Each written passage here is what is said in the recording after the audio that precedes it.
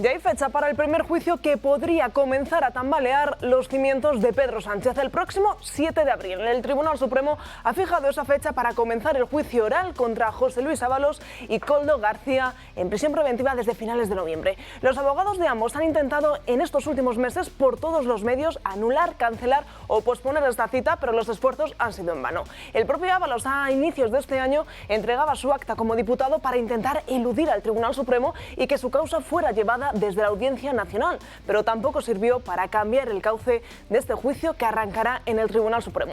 Ambos se sentarán en el banquillo con una fiscalía anticorrupción que pide 24 años de prisión para el exministro y 19 para su asesor. El Ministerio Público les acusa de hasta 5 delitos: pertenecer a una organización criminal, delito continuado de cohechos, uso de información privilegiada, tráfico de influencias y delito de malversación.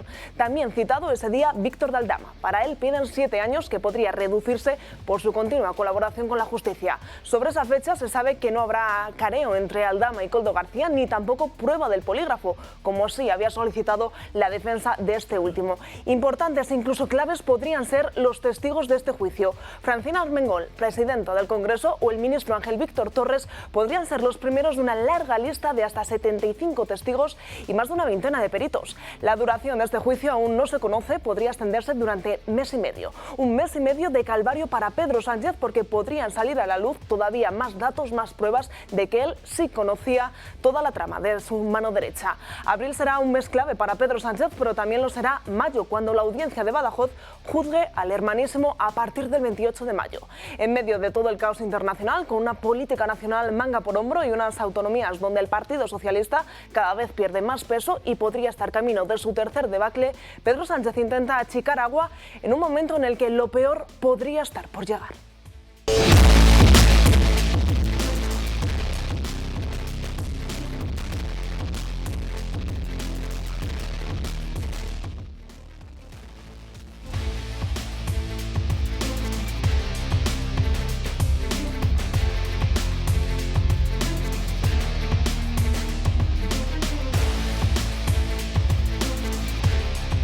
¿Qué tal están? Muy buenos días, bienvenidos. Jueves 5 de marzo, miramos el santoral y hoy es San Adriano. Por delante, como siempre, 2 intensas horas de programa en las que les vamos a intentar resumir toda la actualidad nacional, pero también internacional. Ya saben, el lío entre Estados Unidos y España continúa abierto, y es que desde Estados Unidos dicen que España sí que va a cooperar, mientras que España desmiente absolutamente todas las palabras que llegan desde la Casa Blanca. También vamos a hablar de abortos, vamos a ver esas medidas, como desde el gobierno intenta pues sacar adelante que en la Constitución esté recogida este derecho, lo que ellos quieren que sea un derecho. Vamos a hablar de todas las comunidades autónomas en las que todavía no hay gobierno y pondremos la vista, como viene siendo habitual en estos últimos días, en Castilla y León, dentro de esa campaña electoral con la vista puesta en el 15 de marzo. Todo ello se lo iremos desgranando, se lo iremos contando durante todo el programa, pero antes vamos a comenzar presentando a las personas que me acompañan hoy aquí, y Josep María Francas pues vuelve a ser uno de ellos. ¿Qué tal? Muy buenos días. Sigo aquí.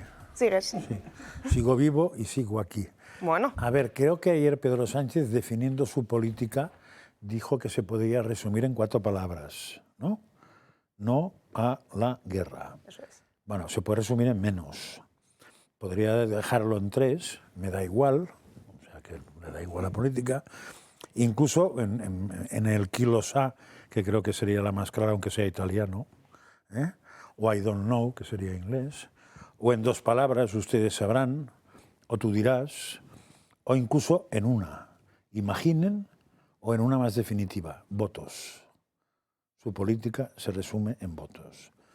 El desconcierto ayer por la noche, viendo los programas de televisión, era total, porque Arandete, corresponsal del ABC, entre otros, en Washington, contaba lo que le había dicho la secretaria de la portavoz del gobierno de Trump, lo que le habían dicho desde el Pentágono, lo que le habían dicho desde la Secretaría de Estado, de que España había rectificado y que todo iba bien, y en simultáneo aquí iban apareciendo el mayordomo del reino, un tal, ¿cómo se llama este chico? Altares, o eso, el Arbares, que decía todo lo contrario. Entonces, por eso digo que quién lo sabe, quién lo sabe, yo qué sé, ¿no? Pero en simultáneo me chocaron mucho, y las comentaré muy rápido, unas declaraciones de un ministro de Sumar, no sé cuál es, sí sé cuál es, pero me da igual, que habló de que no nos preocupáramos porque estaban ya organizando todo para ejercer el control de precios. Dios nos libre, porque entonces la economía sí que se va al carajo directamente. Y lo que más me alucinó es cuando dijo garantizar la vivienda.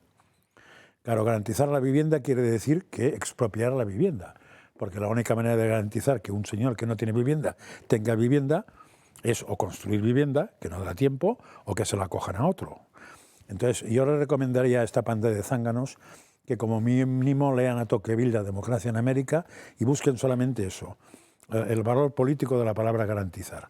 Y verán que garantizar acaba en un régimen totalitario en 2 minutos. Porque solo se garantiza cuando tienes capacidad sobre los bienes de los demás de poder decidir de quién son desde el Estado. Menos mal que no van a hacer nada. Muy poético has venido hoy, ¿eh? ¿Sí? Me ha gustado mucho tu ¿Poético? inicio. Sí, ahí con el juego de palabras, 3, 2, 1... Yo pensé que venía rabalero, como siempre.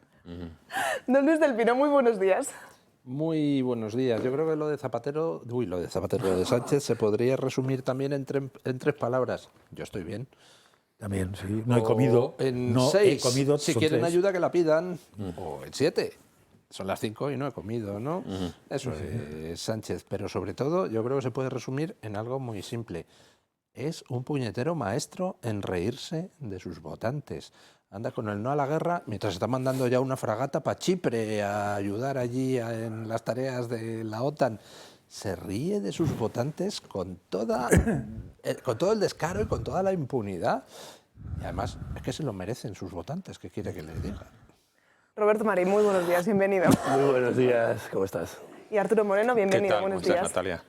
Vamos a empezar repasando una de las noticias, una de las tragedias que ocurría hace unos días en Santander cuando esa pasarela se rompía y caían al mar 7 jóvenes, de ellos 5 han perdido la vida, pero todavía continúa la búsqueda de la joven desaparecida tras el colapso de esa pasarela en la playa de Santander, que ha dejado, como decíamos, al menos 5 muertos. Salvamento Marítimo y la patrulla Río Trueba de la Guardia Civil continúan buscando a una persona desaparecida. Además, agentes de la Policía Nacional han recogido pruebas sobre el estado de esa pasarela. Y ojo, porque una llamada del 112 un día antes del trágico suceso también podría ser clave. Ahora el foco lo ponen en por qué no se actuó tras esa llamada. Ayer, Francas, ya apuntabas que esta desgracia tiene una competencia directa y es el gobierno debería haber arreglado esa pasarela. Hay muchas quejas de los vecinos, incluso, como decíamos, 24 horas antes de la tragedia, un vecino llamó y denunció el mal estado y de nuevo el gobierno... Y creo que Luis esta mañana ha explicado que llevaba 5 años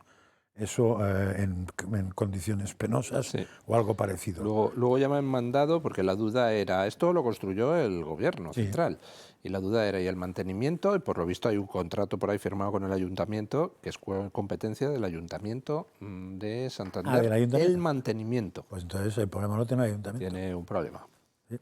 Es decir, que porque es competencia directa no. Entonces del ayuntamiento, el mantenimiento del mal estado en el que se encontraba esa pasarela, claro, que 5 años venían recogiendo quejas, venían recogiendo demandas para intentar solucionarlo y de nuevo parece que tiene que pasar una desgracia para que se Pero ponga... Óscar Puente se libra de esta.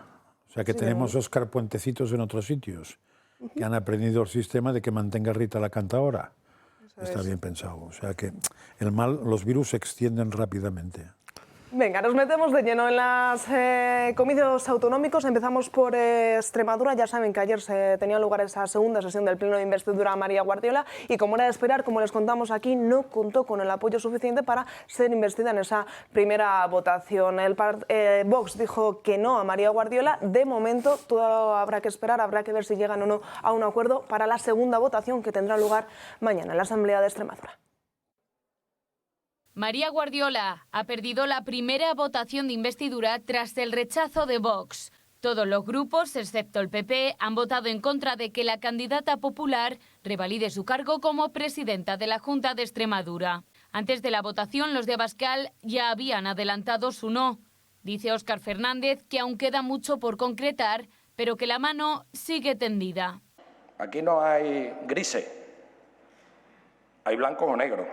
Y ahora mismo, como usted sabe, señora Guardiola, no hay ningún acuerdo.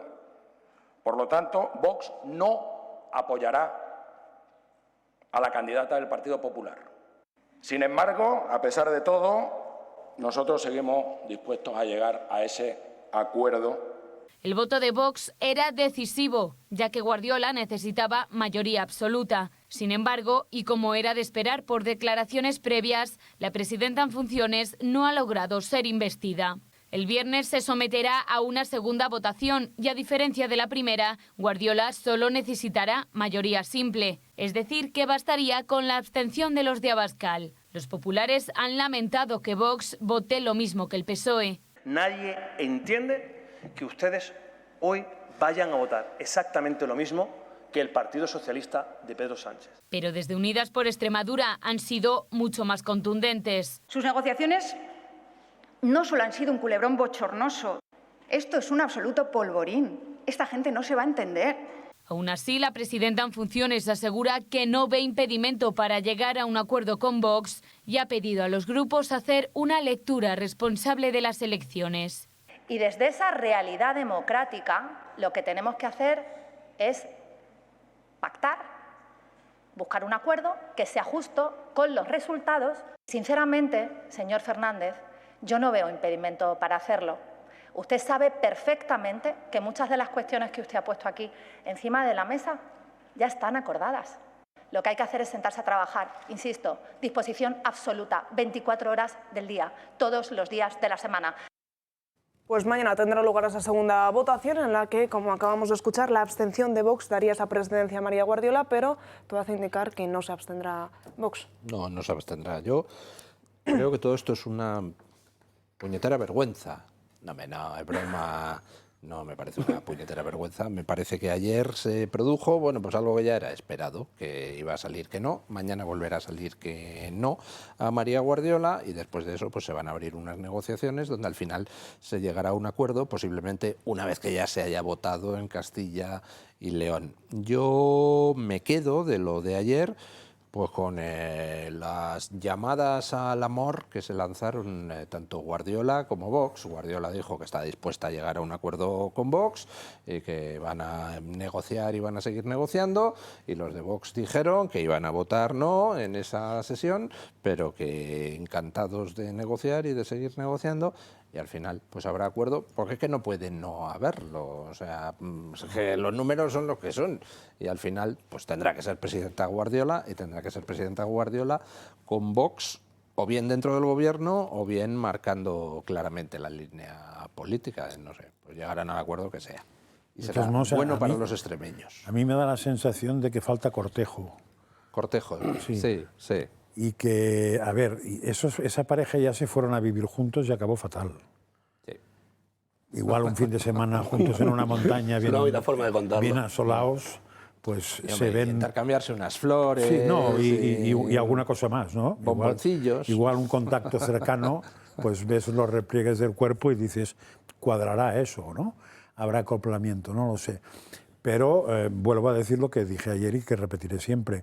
Como hubo ya en su momento infidelidad y una de las partes tiene los ojillos puestos en otro vecino, eso va a acabar como Rosario de la Aurora, por mucho que las urnas digan que se pongan de acuerdo, porque es un acuerdo entre dos que no tienen o que tienen muy poco que ver en la realidad. En el papel pueden tener que ver lo que quieras, pero en la realidad a la señora Guardiola todo lo que sean los derechos LGTBI, el no darle dinero le produce sarpúllidos, ¿eh? Y es así. Entonces, ¿cuánto va a durar eso? Pues hasta que el vecino de arriba le guiñe el ojo. Arturo. Hombre, vamos a ver, simbólicamente la política se trata un poco de jugar a las 7:30 o no llegas o te pasas, ¿no? Y entonces, claro, todo lo que tú hablas de cortejo, ¿no? Pues bueno, pues que efectivamente hay como una especie de representación total, ¿no? De que esta señora de alguna forma muerda el polvo por todos los errores que ha cometido y por todas las insensateces que ha hecho. Ahora bien, tampoco puedes olvidar que el electorado ha hablado en un determinado sentido, ha votado por por políticas de cambio, ha votado en contra de los gobiernos de izquierdas y quiere, como decía Luis muy bien, pues los números atestiguan de que la dirección en la que se ha pronunciado el electorado, ¿no? Entonces que eso no se puede de alguna forma, es decir, que al final que los juegos florales y que llega un momento también que la gente se cansa, ¿eh? O sea, la situación de España es una situación muy difícil y muy dura, y entonces tenemos que ser capaces, los que estamos en el otro, vamos, que con mucha más gente que ellos, yo creo, pero que estamos en la otra parte del muro, ojalá que no hubiese muros, pues de tener actitudes absolutamente responsables. No digo que no sean naturalmente responsables, estamos en una negociación, ya sabemos que en una negociación hay una parte que primero se ponen encima de la mesa los objetivos de cada uno, que luego hay una discusión, pasamos a la etapa de teatro, que luego se van aislando los problemas y finalmente se llega a un acuerdo. Eso es lo que marca la tal. Hombre, vamos a ver, espero que esto no repercuta en erosionar, es decir, que se produzca lo que yo creo que estamos metidos en España, que es una crisis de confianza, pues esto que al final hacia la política y hacia los políticos pues no incida precisamente en erosionar más Arturo, que tú la dices democracia. que el electorado ha hablado, ¿no? Sí. Sí, pero el pobre electorado le hace puñetero caso a nadie, porque el electorado lo que no ha dicho es pónganse de acuerdo, pero tarden 3 o 4 meses. No ha dicho eso. Que no lo ha dicho. Si el electorado ha hablado, ha dicho pónganse de acuerdo y ánimo, coño, que el país funciona. Bueno, pues entonces hacer caso al electorado en lo que habla la primera frase y no la segunda. Lo que he estado diciendo un poco en mi discurso, de que la gente ha hablado en una inequívoca dirección y que toda esta parte que suena un poco indudablemente a ajustar viejas deudas, porque también es verdad que la señora Guardiola ha maltratado mucho a Vox y ha tenido unas posturas que desde el punto de vista de la acción de gobierno que muy alejado de lo que pueden pensar pues un elector tradicional de la derecha. Pues bueno, pues todo esto indudablemente se tiene que sustanciar mejor antes que después en un acuerdo. Recuerdo a la gente que ahora mismo, después, si fracasa mañana la investidura, hay 2 meses. O sea, estaríamos hasta el 4 de mayo. Si el 4 de mayo no se produce un acuerdo, inmediatamente se convocan elecciones. Y yo creo que eso no llegará, porque en política se puede hacer de todo menos hacer el ridículo, porque el ridículo es el único sitio donde no se vuelve, ¿no?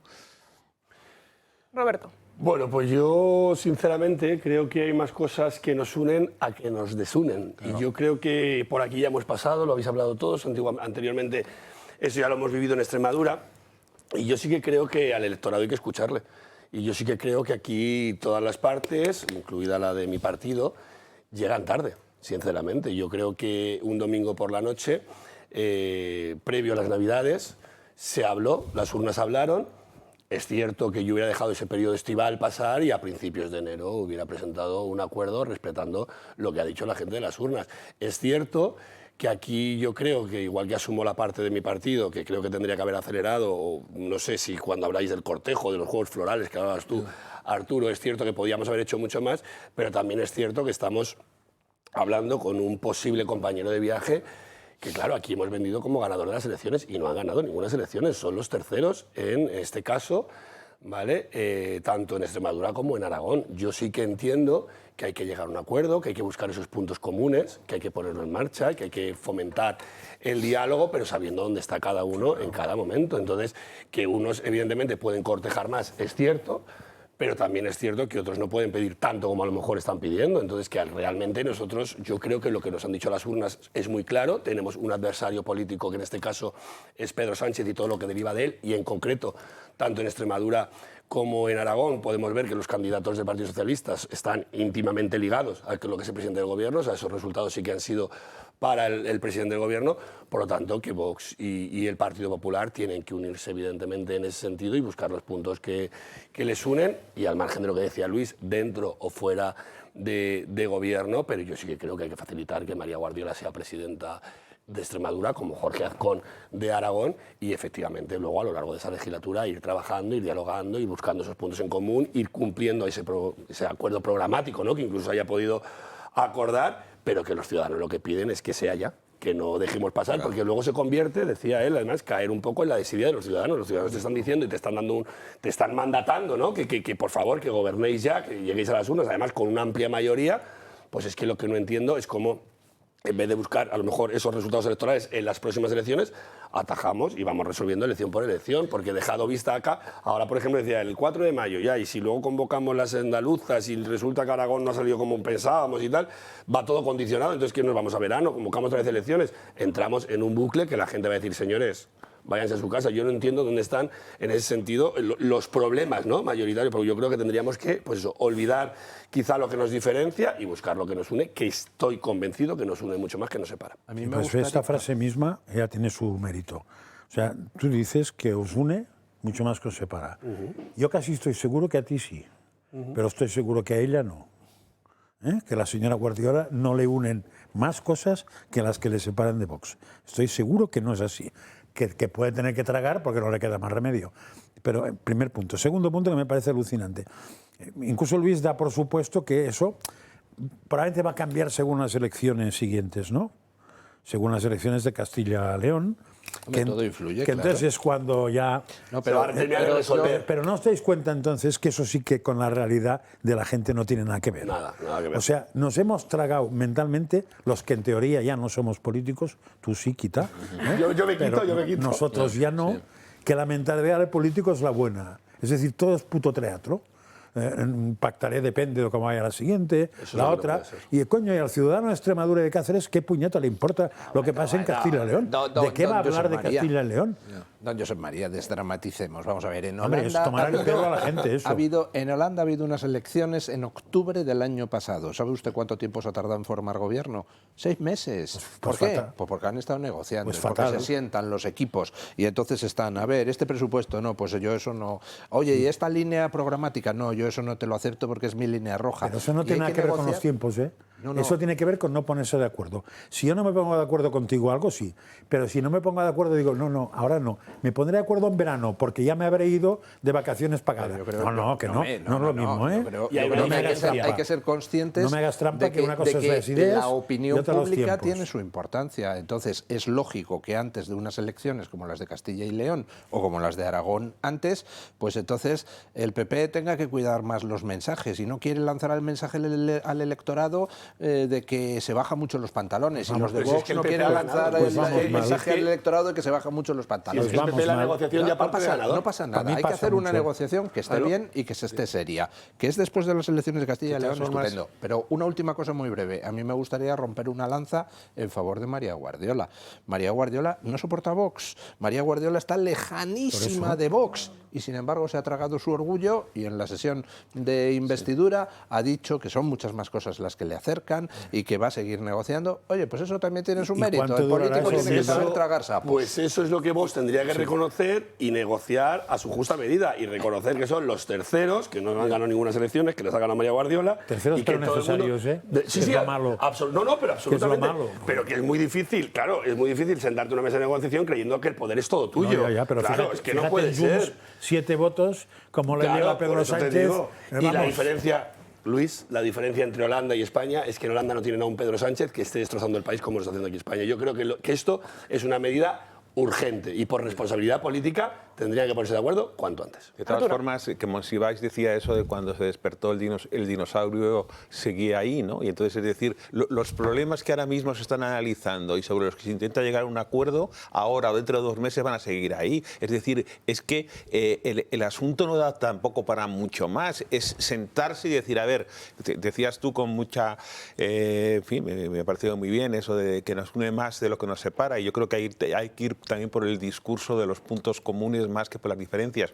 El problema es que el lado salvaje, el lado atávico, o sea, lo que nos separa, a veces puede mucho más que la monotonía de lo que nos une, ¿no? Entonces, eso es precisamente la ponderación y el temple del político lo que tiene que tener, o sea, intrínsecamente, y eso significa indudablemente haber tenido una carrera política larga, el haber leído, el tener sentido de las cosas, etcétera. Porque si no, al final esto es una pelea casi de adolescentes. es. Es decir, que vamos a ver, pero si los 4 o 5 puntos que son esenciales para los extremeños en este caso son esto, esto y esto, ¿y cuál es tu postura? ¿Cuál es la mía? Pues mira, que me parece que tienes razón en esto no, por esto, qué datos. Y eso, con buena voluntad y con un sentido altruista de la política, se resuelve en poco tiempo. Si no, que las cosas evidentemente se pueden complicar muchísimo. Lo que vuelvo a repetir, lo que no se puede hacer al final es el ridículo. Si hubiese una repetición electoral, la gente no lo entendería.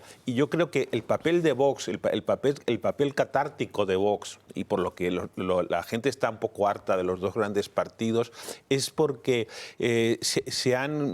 hay unos rasgos que son comunes a los dos que la gente está harta, es decir, que es el tráfico entre bastidores, la falta de transparencia, que los acuerdos secretos, que las mismas políticas al final, cambiando los nombres, pero políticas muy similares, etcétera. Entonces, si Vox ha venido a cambiar las cosas, es decir, hay una cierta catarsis disruptiva con la entrada de Vox en el mundo político, eso también hay que llevarlo para no caer en los viejos hábitos de los dos grandes partidos. La gente no terminaría harta de este sí pero no constante, porque estamos mirando a otra comunidad que, como decía antes, creo que Franca, ¿qué le importa a los extremeños, los de Aragón? ¿Qué le importa a los de Aragón lo que pasa en Castilla y León? Claro. Lo que pueda pasar en el futuro en Andalucía. Entonces, han entrado en ese juego que la gente piensa, primero, que no quiere entrar en gobierno por falta de responsabilidad, por falta de compromiso, por lo que sea, por el motivo X que sea. Y que están jugando con unos resultados electorales que a la comunidad en cuestión que se está negociando en estos momentos tampoco le tiene por qué afectar demasiado, porque estamos hablando de unas generales. No seamos paternalistas, nos pensamos que los extremeños no se preocupan por lo que pasa en Aragón, pues se preocupan. Nos pensamos que no se preocupan por lo que pasa en el conjunto de España, se preocupan. Y a un extremeño le dices... Pero no se puede jugar con eso. No se puede jugar con eso. No se puede alargar en el tiempo a ver qué pasa aquí, precisamente por falta de responsabilidad, creo yo. El juego político es así. Y en cuanto a lo de mojarse o no mojarse. El mal juego político. Vox ha puesto sobre la mesa 23 medidas negro sobre el blanco. Ayer ha puesto 23 medidas para la investidura de Guardiola. Las elecciones fueron el 21 de diciembre. Claro, es que ha pasado tiempo. Esas medidas se le han estado diciendo bajo la mesa a Guardiola y al PP extremeño. El PP no ha querido llegar a un acuerdo. No, eso nada. Yo no sé lo que no se puede ser tercero en las elecciones y tener más líneas rojas que el primer partido. Es que no puede ser. Tú cuando te sientas a negociar, sabes con quién negocias y qué datos tienes encima de la mesa. Pero si la cuestión, tú pides lo imposible, claro, si yo pido, claro, solo faltaba que dijeras... Las 23 medidas que ha puesto Vox, si la gente las lee, verá que no hay ninguna que no sea de sentido común. A ver qué dice el PP, qué medida no le gusta de esas 23. Si le gustan las 23 medidas, oiga, pues hay un acuerdo... Una es la que las has dicho tú esta mañana, una es la del LGTB que he dicho yo hace un minuto, que a Guardiola no le gusta nada, pero no seamos ingenuos. Pero en cualquier negociación... Otras juntas que se las pero, por ejemplo, tiene Guardiola... En cualquier negociación hay que ceder, porque eso es una negociación. Claro. Entonces, claro, si resulta que voy a sentar a negociar con un partido que tiene 23 líneas rojas, porque una cosa es que sean 23 medidas y otras 23 líneas rojas. Es una cosa distinta. Pero puede ser de las 23 medidas que 20 estén en el programa del PP. Un acuerdo en 12 y yo cedo en 5 y tú otras 5, pues yo creo que es una negociación. Pero no seamos ingenuos. Nada, que estás si un político quiere sacar adelante algo, tiene 200.000 maneras. Entonces, si Guardiola está muy interesada en los temas LGTBI, pues oye, no pasa nada porque diga, de acuerdo, eliminamos toda subvención a los temas LGTBI. Y ya yo luego, por otro lado, lo promocionaré como me dé la gana.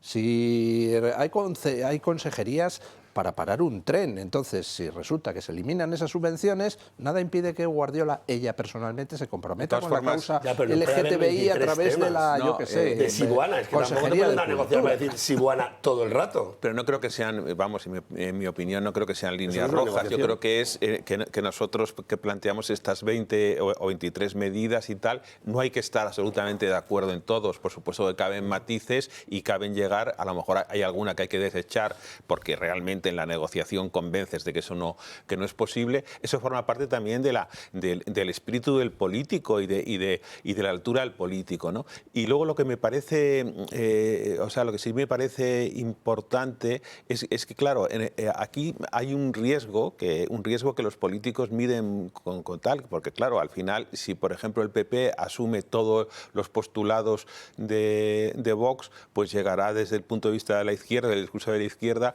es que el PP, que se ha vosificado. Y si es al revés, es que Vox que se ha peperizado. Entonces, bueno, todo ese tipo de cuestiones que son eslóganes, que forman parte luego de los mensajes políticos de los rivales y tal, pues también hay que medirlo. Yo creo que la articulación de un programa de gobierno que responda un poco a los intereses generales de los ciudadanos de Extremadura, bueno, pues que tendrá cosas que sean muy del Partido Popular, que ha sacado 29 escaños, y habrá muchas cosas también que sean coincidentes con Vox, que ha sacado 11. Pero Arturo, ¿ves? Ese es el problema que decía yo. O sea, ¿por qué se plantean a veces pactar cuando vengan las siguientes elecciones? No fuera caso que influyeran en las siguientes elecciones, porque si yo como PP acepto eso, me he voxizado, y si Vox acepta eso, me he peperizado. ¿Y qué? Porque si lo voy a hacer, o sea, me parece que en este país y en otros hace falta que la política sea clara, transparente y directa. Y si yo voy a tener que negociar con el PP o con el Vox hasta en el ayuntamiento de Campichas de abajo, coño, pues negocia. Estos son para resolver los problemas de la gente. Pero ¿por qué compramos el marco de quién nos va a decir si nos peperizamos, si nos bosorizamos? Si es que eso es lo que quiere. Nuestro adversario político es Pedro Sánchez. Y Pedro Sánchez lo que quiere es desestabilizar a ambas formaciones políticas. Por lo tanto, nosotros sentémonos a negociar, quitémonos el ruido de todos los sitios y efectivamente cedamos en la parte que podamos ceder. Y en este caso yo entiendo que Vox tendrá que ceder un poquito más que el Partido Popular, porque Vox efectivamente tiene peores resultados autonómicos. Vamos a seguir hablando de todas las comunidades autónomas en las que ha habido elecciones, en las que va a haber, pero antes una última hora que nos llega de ese apartado internacional que tiene que ver con Francia, porque ha dado el visto bueno a Estados Unidos para que utilice esas bases militares que tiene en Oriente Medio. Ya saben, ayer Macron habría telefoneado directamente a Pedro Sánchez para mostrar su solidaridad con esas duras palabras que Donald Trump habría tenido con Pedro Sánchez, precisamente por no haber cedido, entre otros aspectos, en estas bases militares. Pues hoy Francia da un paso más y confirma que Estados Unidos sí que podrá utilizar las bases militares francesas de Oriente Medio. Todo ello se lo vamos a ampliar justo después de la siguiente pausa publicitaria.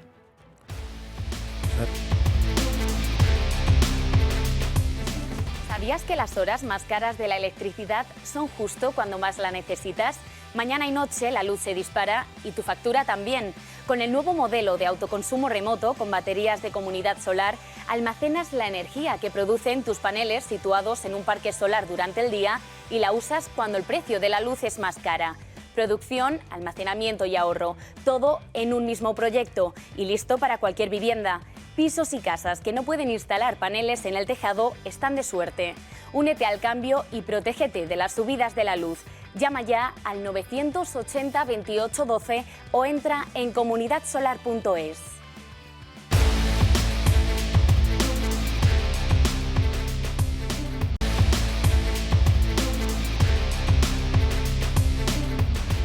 Y 33 del mediodía, seguimos aquí en directo en Dando Caña y pasamos a Castilla y León porque allí las próximas elecciones autonómicas serán el domingo 15 de marzo. Ya saben, en plena campaña electoral se encuentra ahora la comunidad autónoma y ojo a la entrevista que publica hoy el diario El Mundo, que tiene como protagonista a Carlos Martínez, el candidato en Castilla y León. Dice: no soy sanchista, yo soy del Partido Socialista. Representa los principios y valores que defiendo. Además, en esa entrevista también se puede leer cómo él asegura que discrepa en algunos de los puntos de Pedro Sánchez, como es, por ejemplo, la financiación autonómica, de la que dice que está en desacuerdo por ese tipo de privilegios que Pedro Sánchez quiere dar a unas autonomías y no a otras. Carlos Martínez se desliga de Pedro Sánchez. ¿Puede jugarle a favor? ¿Puede jugarle en contra? Con Pedro Sánchez le va a jugar en contra seguro. Con los señores y señoras de Castilla y León lo sabrás más tú que eres de la tierra que yo. Pero supongo que lo que pretende es quitar aristas. Hombre, viendo los a su resultados planteamiento. Pero claro, que de cara a Pedro Sánchez, o está pactado, y creo que con Pedro Sánchez las bromas sobre su persona no sirve pactarlas. Y no se pactan. No se pactan. No permite que se pacten. De todos modos se sabía que no era del entorno sanchista. Siempre han dicho que es puesto por Ferraz y no por Pedro Sánchez. Pero de todos modos tampoco nos engañemos que muchos que no eran sanchistas se han vuelto muy...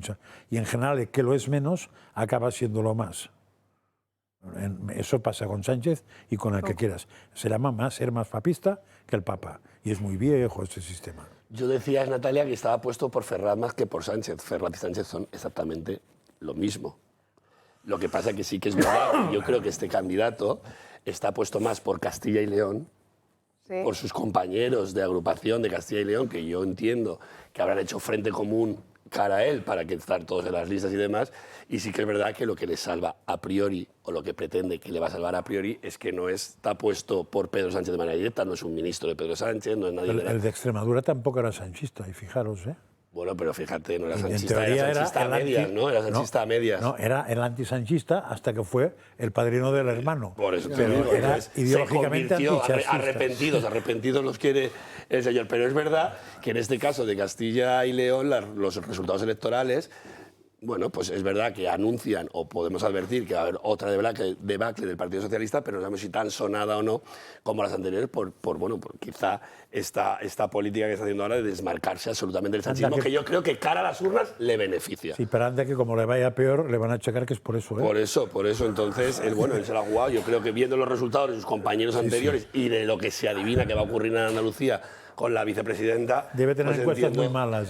Claro, entiendo que ha dicho me salgo de aquí y todas me las den en el mismo lado. De todas formas, el anterior candidato del PSOE, que igualó con Mañueco, que se llamaba Tudanca, que era un sanchista de primera etapa, pero que luego se convirtió en antisanchista, pero radical, ¿no? Y fue, por supuesto, que laminado. Y tuvieron la oportunidad, el PSOE, con Ciudadanos, de hacer el gobierno y cambiar... Tal. Porque no hay que olvidar que es un tema que pesa bastante en la gente, que el PP, desde la victoria de Aznar en 1987, lleva gobernando que 39 años en Castilla y León. Indudablemente habrá habido logros, ha habido presidencias como por ejemplo la de Juan Vicente Herrera, que yo creo que es bien valorada por la gente, etcétera, y que estuvo 18 años, pero 39 años son muchos. Luego tienes que ver, este chico es un chico que da una imagen, bueno, pues joven, no sé qué.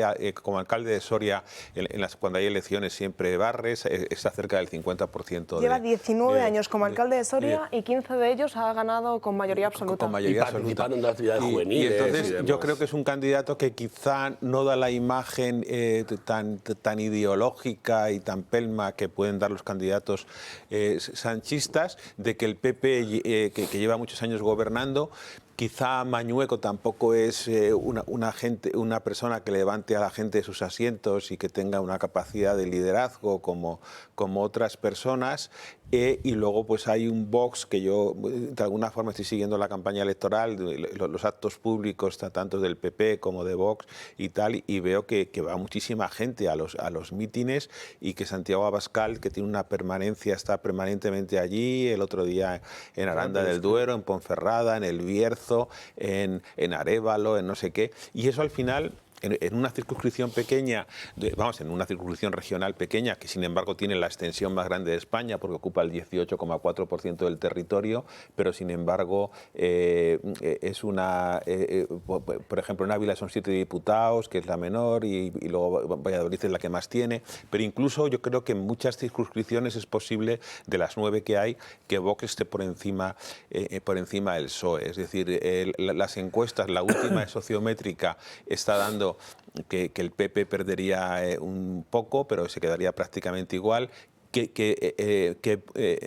el PSOE, que prácticamente también que mantiene sus porcentajes con una diferencia de 1 o 2 puntos, y que Vox estaría tuvo el 17,64, me parece, en las elecciones de 2002, y pasaría al 20,8, al 21%, ¿no? Y eso estaría posiblemente cerca. Claro, pues la tarta de los 9 diputados, con esos resultados, yo, en fin, el otro día hice ahí como una simulación de quién había ganado el último escaño en las provincias, ¿no? El último escaño en las provincias, pues a veces era el Partido Socialista y Vox básicamente, me parece que había en Soria uno por Soria y tal, pero el siguiente partido en 6 de las 9 circunscripciones era Vox. Es decir, que es muy difícil que Vox no pase de 13, que me parece que tiene 13, a 19. Es muy difícil.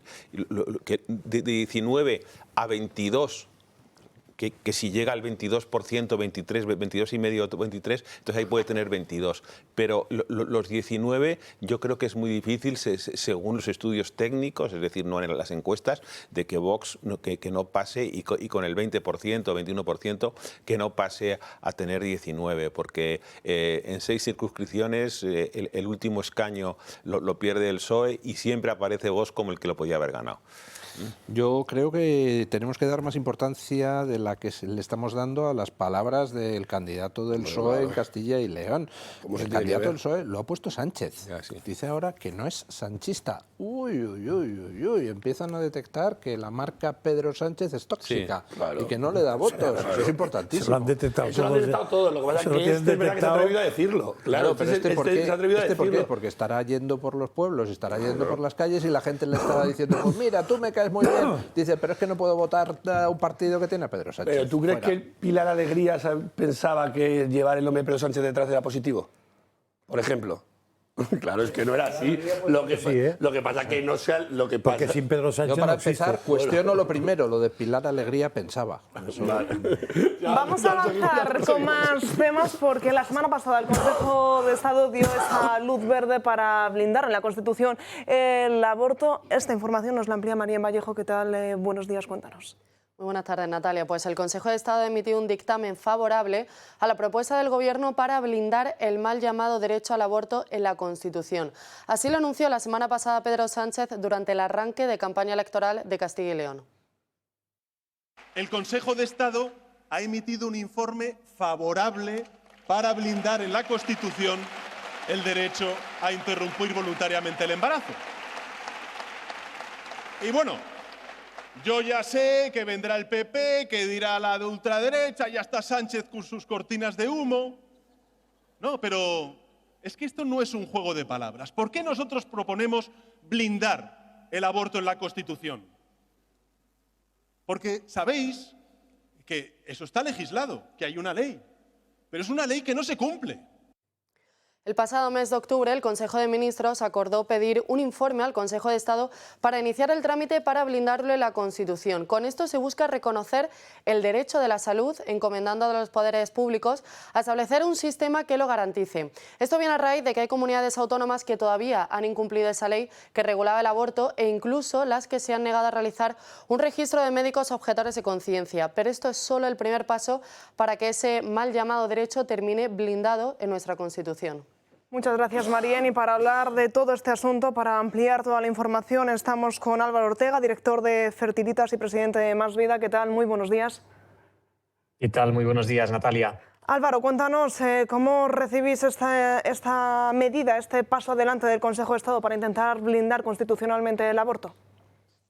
Bueno, pues en primer lugar nos preocupa enormemente que el aborto se utilice de nuevo como un instrumento de confrontación política. Lo venimos viendo a lo largo de estos años y cada vez con mayor fuerza, ¿no? La vida humana no debería ser una bandera electoral ni una herramienta de polarización, ¿no? España necesita menos propaganda y más políticas eficaces que ayuden a las mujeres que afrontan embarazos difíciles. Es ahí donde debería estar este gobierno que se define progresista, ayudando a las mujeres con dificultades en situación de vulnerabilidad, en lugar de abandonarlas a su suerte y que la única solución sea el aborto. En el caso más concreto que estamos hablando, que es la modificación de la Constitución que se ha propuesto para consolidar el aborto, no resuelve los problemas reales de las mujeres ni tampoco de las familias, ¿no? Lo verdaderamente urgente ahora mismo es construir una red nacional de apoyo a la maternidad, una ley de apoyo a la maternidad, con recursos sociales, acompañamiento psicológico, ayudas económicas y alternativas reales para quienes sienten que no pueden seguir adelante con un embarazo, ¿no? Es ahí donde debe estar el Gobierno y donde está actualmente la sociedad a través de fundaciones, asociaciones, Provida, que estamos apoyando a estas mujeres y supliendo una necesidad básica y fundamental que tenemos actualmente, que es la protección de la maternidad. ¿Creéis que realmente es una medida propagandística por parte del Gobierno, por parte del Partido Socialista, sacar ahora de nuevo el tema del aborto e intentar meterlo dentro de la Constitución? Sin lugar a dudas, forma parte de una estrategia de propaganda y de distracción, como ha venido haciendo a lo largo de estos años, y lo que nos preocupa especialmente es que su principal bandera en este sentido sea el aborto y el ataque a la vida humana, ¿no? Entonces, pues bueno, es lo que pretende el gobierno en esta ocasión. Además, lo hace bajo una medida que sabe perfectamente que implica restringir derechos fundamentales como la libertad de expresión y de reunión, reconocidos constitucionalmente, ¿no? Y que la ley debe proteger, no excluir, ¿no?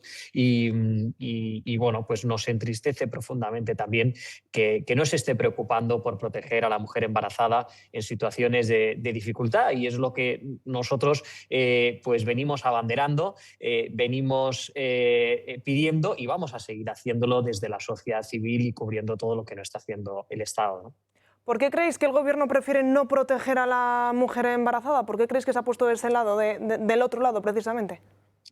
Bueno, forma parte de una cultura de la muerte, ¿no? Es decir, ellos están más empeñados fundamentalmente en promover el aborto, en promover toda esta cultura que envuelve la ideología de género en lugar de la defensa de la vida humana, ¿no? Es decir, forma parte de esa estrategia global del gobierno. No les interesa que haya una protección de la maternidad, ¿no? Y verdaderamente un gobierno progresista es donde debería estar, protegiendo el progreso, protegiendo la vulnerabilidad social, como se encuentran muchas mujeres a día de hoy con falta de recursos, con falta de protección, que se encuentran en momentos de dificultad, ¿no?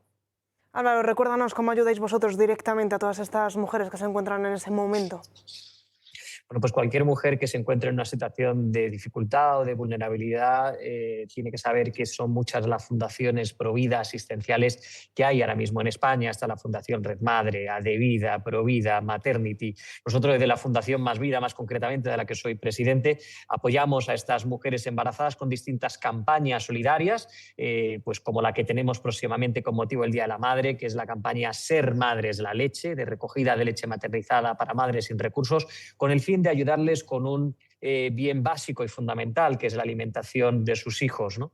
Entonces, bueno, pues es ahí donde estamos la sociedad civil, es donde estamos asociaciones privadas, y es donde vamos a seguir, en primer lugar, apoyando a estas mujeres siempre que lo necesiten, y en segundo lugar, recordando al gobierno y alzando la voz para que se impulsen medidas de apoyo a la maternidad, y sobre todo por lo que nosotros luchamos más especialmente, y lo venimos haciendo desde el inicio de la Fundación Más Vida, es apostar por una ley de maternidad. Ya lo hicimos en su momento, en el año 2013, cuando se anunció la ley Provida del ministro Gallardón, ¿no? Que nosotros aplaudimos y que defendimos, pero recordamos que era muy importante impulsar una ley de apoyo a la maternidad, y lo volvemos a hacer ahora, ¿no? En una situación de profunda adversidad y de ataques constantes a la vida humana, de que se debe proteger un bien básico como es la maternidad y unas mujeres con dificultades.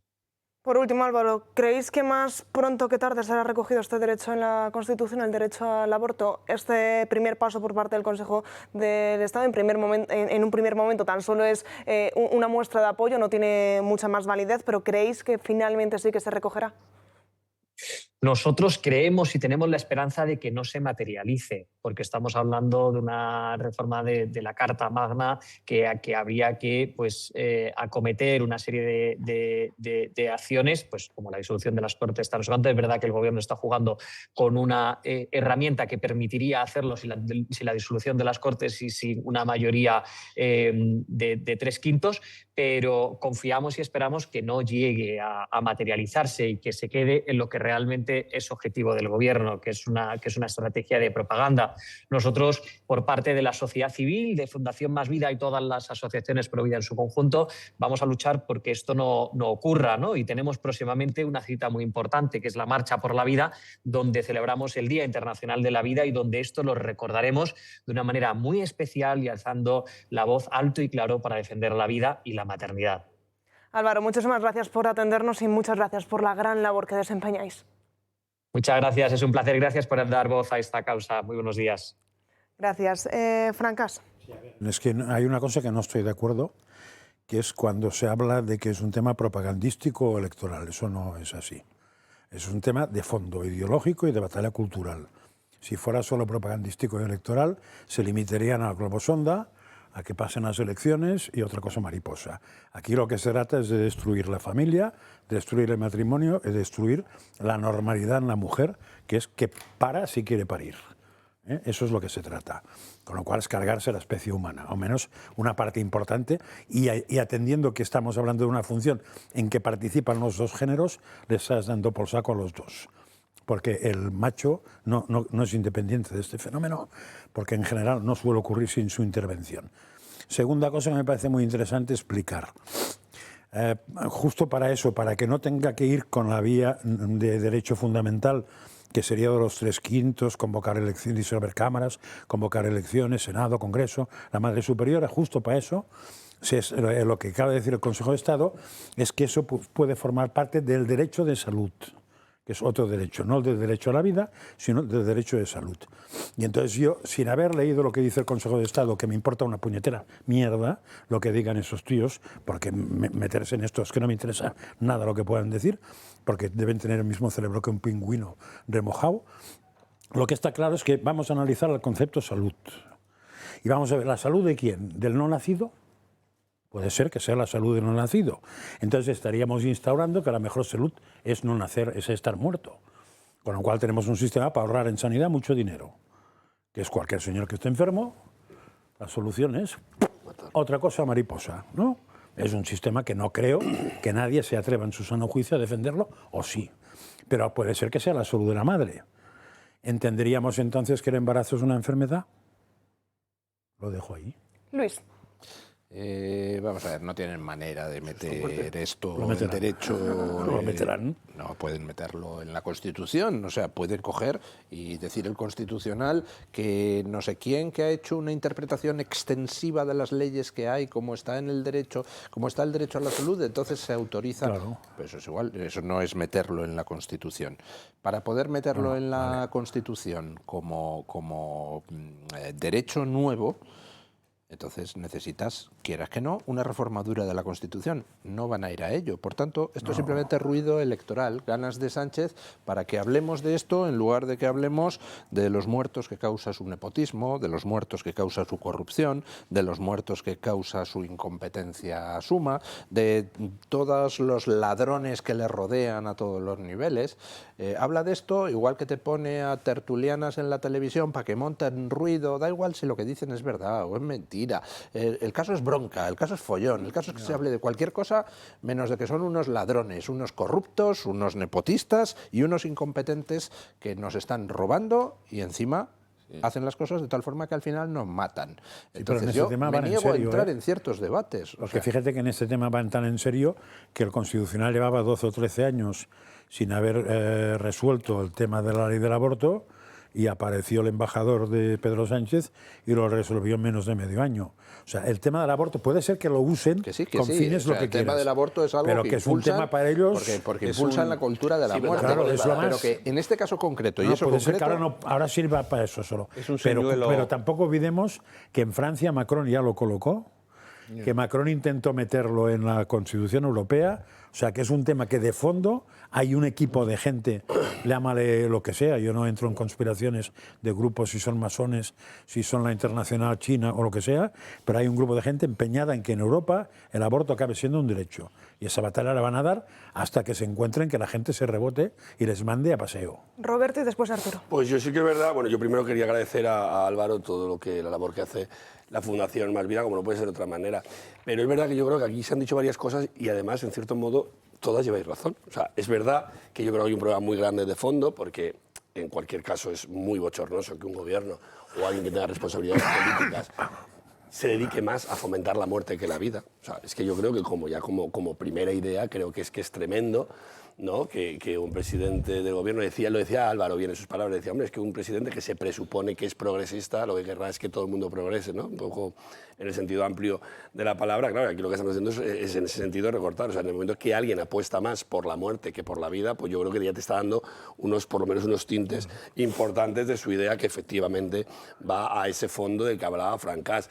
Pero sin embargo, yo también creo que por los plazos, por las fechas en las que nos encontramos, por la situación en la que está España, Creo que esto pertenece más a la parte electoralista, a la parte del ruido, a la parte de tapar, pues quizá, ¿no?, esos accidentes ferroviarios que hemos vivido no hace ni siquiera 2 meses y de los cuales ya nadie habla en ningún sitio, a pesar de que Adif se lleve muestras de la misma vía, o efectivamente que el día 7 de abril comienza un juicio, ¿no?, por esa delincuencia, esa corrupción de las mascarillas, cuando todo un gobierno estaba apuntando con el dedo a la presidenta de la Comunidad de Madrid en su momento y resulta que eran todos ellos los que estaban haciendo ese tipo de negocios. Entonces yo creo que esto pertenece más a ese ruido político, a ese ruido electoralista, que a cualquier otra cosa. Y luego, pues en resumen lo que decía Luis, da igual el tema, da igual el contertulio, da igual, lo importante es hacer ruido en todos los sitios, con todos los temas controvertidos, porque es verdad que es mejor en ese prisma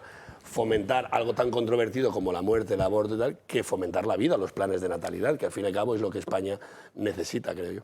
Es un señuelo, yo creo que es un señuelo electoral que ellos creen que cohesiona y moviliza a la izquierda. Yo creo que eso es una idea totalmente trasnochada, porque primero ya no sé los valores ni los asuntos que pueden movilizar a la izquierda, porque la izquierda ha perdido totalmente, está desconectada en la defensa de los derechos o de las mejoras de las condiciones de vida de los trabajadores.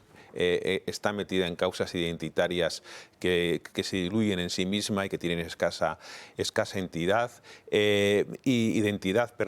Y luego yo creo que también que hay que dejar muy claro que esto no va a salir, porque esto necesitaría una mayoría reforzada para cambiar o incluir algo en la Constitución, que lo marca la propia Constitución, de una mayoría reforzada que en ningún caso, incluso con la composición actual del Parlamento, esto saldría adelante. Y por último, sí quiero tener unas palabras de verdadero agradecimiento y admiración a Álvaro Ortega, me parece que se llama, la persona que ha salido aquí hablándonos, y a la asociación que dirige, porque me parece que están haciendo de forma, ya digo, admirable y defendiendo con convicción profunda una de las causas más nobles que puede tener un político, que es la defensa de la vida frente a la tentación, al mal paso del aborto. Y está muy bien orientada, porque yo creo que son las mujeres los que al final acaban evidentemente abortando, y estas tienen que sentirse absolutamente arropadas, ¿no? Y todo lo que se haga, que el que salva una vida, que salva toda la humanidad, y lo que está haciendo Álvaro y su equipo, pues que me parece sinceramente digno de toda admiración, ¿no? A ver, lo que parece que quiere el Gobierno con esto es, una vez el Consejo de Estado ha dicho que sí, que cuadra como derecho de la salud, meterlo en la Constitución por votación parlamentaria normal, como si hicieran los otros dos cambios tontos, no en los derechos fundamentales, sino en el derecho a la salud, como una parte del derecho a la salud, el derecho a, no le llamarán aborto, sino a la no sé qué, de no sé cuántos del embarazo. Eso es lo que pretende. Si se vota esto, ya lo tenemos puesto. Otro asunto distinto es que alguien eleve al Constitucional eso diciendo, pero ¿cómo se puede poner ahí si tendría que ir allí? Y entonces ya estamos en una batalla que según qué Constitucional se colaría o no colaría. Es evidente que intentan eso porque saben que por la vía del reforzado tienen menos futuro con espía ciego hoy y probablemente más adelante. Pero es que no intentan eso. Si no, no hubieran hecho que el Consejo de Estado hubiera hablado del derecho a la salud, sino que hubiera hablado del otro derecho. Pero, por ejemplo, yo creo que el tema del cambio etimológico de disminuido a no sé qué, a minusválido, eso tuvo una mayoría reforzada. Me parece que cualquier introducción de cualquier cambio en la Constitución necesita una mayoría. Una mayoría, sí, pero no... Una mayoría que muy amplia. Pero al menos no necesita lo de disolver cámaras y toda la historia, que es lo que necesitaría como derecho fundamental. Sí, veremos a ver qué recorrido tiene. Decía Roberto que ya no se habla ni de Adamuz ni de esa fecha clave del 7 de abril. Pues nosotros sí que vamos a hablar, pero va a ser justo después de la siguiente pausa publicitaria.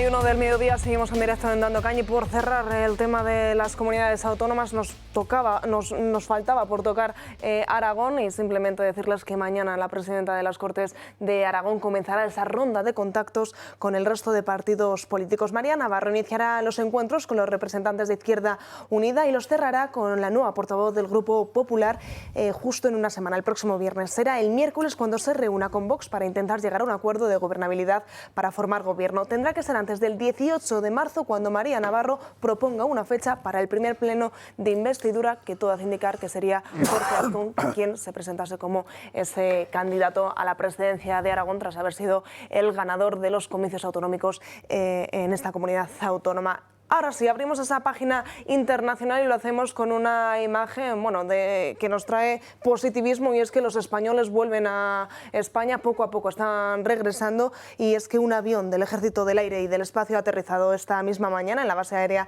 de Torrejón de Ardoz con 171 españoles evacuados desde Omán en el marco de ese operativo activado por el Gobierno ante la creciente escalada militar en Oriente Medio. La llegada de ese avión a la capital marca un nuevo paso en la misión organizada por el Ministerio de Asuntos Exteriores para facilitar el regreso de ciudadanos españoles. Álvarez también ha señalado que tras esta salida ya no quedan españoles en Irán que hayan solicitado abandonar ese país.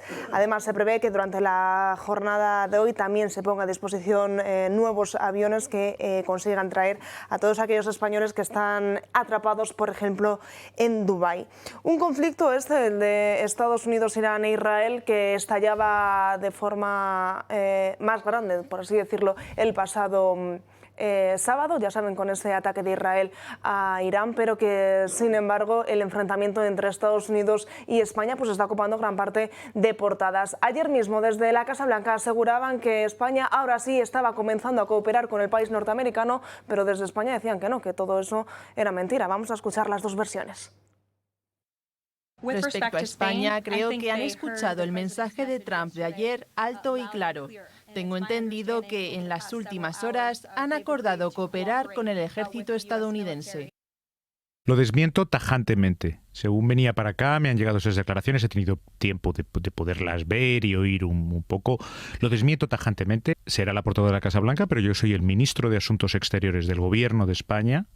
Y le digo que nuestra posición sobre el uso de las bases, sobre la guerra en Oriente Medio, sobre los bombardeos en relación a Irán, no ha cambiado en absoluto. Unas declaraciones que vienen a raíz de esas otras declaraciones desde Casablanca, que podrían haber estado motivado porque Margarita Robles había recibido aquí en España al embajador de Estados Unidos. No se sabe el contenido de esa reunión, pero quizá podrían haber sacado diferentes conclusiones. Luis del Pino. Vamos a ver, yo creo que ni siquiera el más tonto de los votantes de Pedro Sánchez, porque para votar a Pedro Sánchez hace falta o tener algún interés económico o ser realmente un poco bobo. Yo creo que ni el más bobo de los votantes de Pedro Sánchez cree a Pedro Sánchez. Pero si tenemos a una fragata española, la Blas de Lezo, ya camino de Chipre, para proteger a Chipre de los misiles iraníes, y tenemos herramientas que en tiempo real te permiten a través de las redes ver cómo están llegando aviones desde Estados Unidos a las bases de Rota y de Morón y cómo de allí salen para Oriente Medio. Dice, no, pero no se están usando para los ataques. ¿Pero cómo se van a usar para los ataques? Alma de cántaro. No les da... ¿Cómo? El misil de Turquía ha sido parado gracias al contingente español de la OTAN que está en la zona. Eso fue ayer por la noche o esta mañana. Estamos participando ya directamente en las labores defensivas y vamos, si mañana un misil de Irán impacta en suelo turco, no se le consigue interceptar, pues automáticamente la OTAN está involucrada en la guerra y vamos a tener que estar ahí. Es que está engañando a sus votantes. Dice no a la guerra, mientras por otro lado, por supuesto que están los americanos usando nuestras bases como tránsito hacia Oriente Medio. Claro, sí, no sale ningún bombardero desde aquí a bombardear Irán, oiga, pues porque no llegan allí directamente, pero vamos, están los aviones de carga transportando personal y material hacia allá y el tráfico es continuo en Rota y en Morón. Están mintiendo. Se hacen el mismo truco que con los tomates y las fresas de Marruecos. Que es las fresas de Marruecos van donde se venden las fresas en España. ¿Qué pueblo es este? En Jaén, ¿no? O, ¿Aranjuez? No, Huelva. Las de Palma. Las fresas de Marruecos van a Huelva, en Huelva se empaquetan que pone Made in Spain y ya son españolas. Pues aquí está pasando igual, los aviones pasan por las bases españolas, se van a una base americana en otro sitio y entonces se dice que ha salido de la base americana de otro sitio, que evidentemente ha salido de la base americana de otro sitio. Pues es el mismo truco que las fresas, o sea, los americanos son fresas. Pero bueno. El no a la guerra de ayer es el sí a la guerra de esta mañana, ¿no? Por todo lo que estamos aquí hablando, esas 4 palabras, que además Francas empezaba el programa de no a la guerra, pues ahora resulta que es sí a la guerra. Yo lo comentábamos antes en una pausa publicitaria. Yo cuando salió el titular de Casa Blanca dice, en Moncloa dice, sin lugar a dudas queremos a la Casa Blanca. O sea, sin lugar a dudas por todo el recorrido que Pedro Sánchez ha demostrado con mentira tras mentira. Y yo creo que vuelve un poco más a lo mismo. Él aquí dentro tiene un discurso que le sirve, como dice Luis del Pino, enfocado a sus votantes, pero por la otra parte, efectivamente, está jugando a otra cosa. No sabemos si esto, también lo hablábamos, se asemeja, ¿no? O se puede deducir de la reunión de Margarita Robles con el embajador de Estados Unidos, que a lo mejor ha sido ahí donde se ha creado la controversia o esta mentira incipiente que se va a convertir en otro lío, evidentemente, de Pedro Sánchez. Pero bueno, que insisto, que mientras estemos en esto que quién miente, quién no miente, qué tal, él por un lado está haciendo una cosa, por el otro está diciendo justo la contraria y está evitando que hablemos de muchos temas importantes que creo que en España también tenemos. ¿Habéis visto Vamos el a vídeo hablar del PP? de ellos, Roberto, vamos a hablar de ellos. Tenemos el vídeo del PP, donde la ministra dice yo estoy con Trump. Vamos a buscarlo, pero vamos a dejar hablar a Arturo. Ya, pero es que eso marca porque es la reunión que vamos a de la ver, ministra. Pues os lo explico un segundo. La ministra española con el embajador, el PP ha sacado un vídeo de lo que está diciendo la ministra. Y la ministra dice textualmente, yo estoy con Trump y no sé qué más. Y entonces, cuando ha sacado el PP esto, corriendo el ministerio ha dicho que no dice eso, dice tengo frío. A partir de ahí cada uno se crea lo que quiera. Vamos a intentar localizar ese vídeo para que la gente pueda juzgar. Son las 5 y tengo frío, decía. Sí. Vamos a ver, que llegamos, España llega otra vez tarde a su cita con la historia. Definitivamente este país, no quiero emplear qué palabras así altisonantes, pero se estropeó, digamos, se truncó el 11 de marzo del 2024, ¿no? Es decir, que llevaba una senda, unos objetivos políticos yo creo que muy claros y la entrada de Zapatero la pérdida del poder por parte del Partido Popular y la entrada de Zapatero yo creo que cambió la historia de España para mal, ¿no? Y hoy tenemos un presidente que es un hombre que yo creo que es con una pobrísima autoridad, que es un hombre irrelevante, que es un hombre insensato, irresponsable, que dirige los destinos de la nación y que ha utilizado un hecho histórico, un hecho que además tiene un fundamento. Yo el otro día defendía la razón moral del ataque, ¿no? Y lo otro es perpetuar el sufrimiento, es decir, la represión más absoluta, el trato vejatorio con las mujeres, en fin, las policías morales y todas estas cosas, ¿no? Sacar partido de una circunstancia,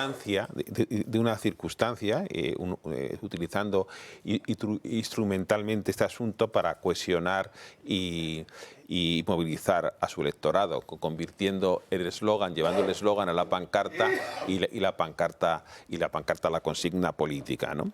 Y todo esto, al final, con una fórmula también bastante irresponsable y tal, que es él se cree que hay una impopularidad de Trump digamos, en el conjunto de la sociedad española, y él es el antídoto, ¿no? Es el antitrumprismo, y que pone en la diana a Trump precisamente para obtener ese efecto que decía antes de cohesionar y movilizar a su electorado, ¿no?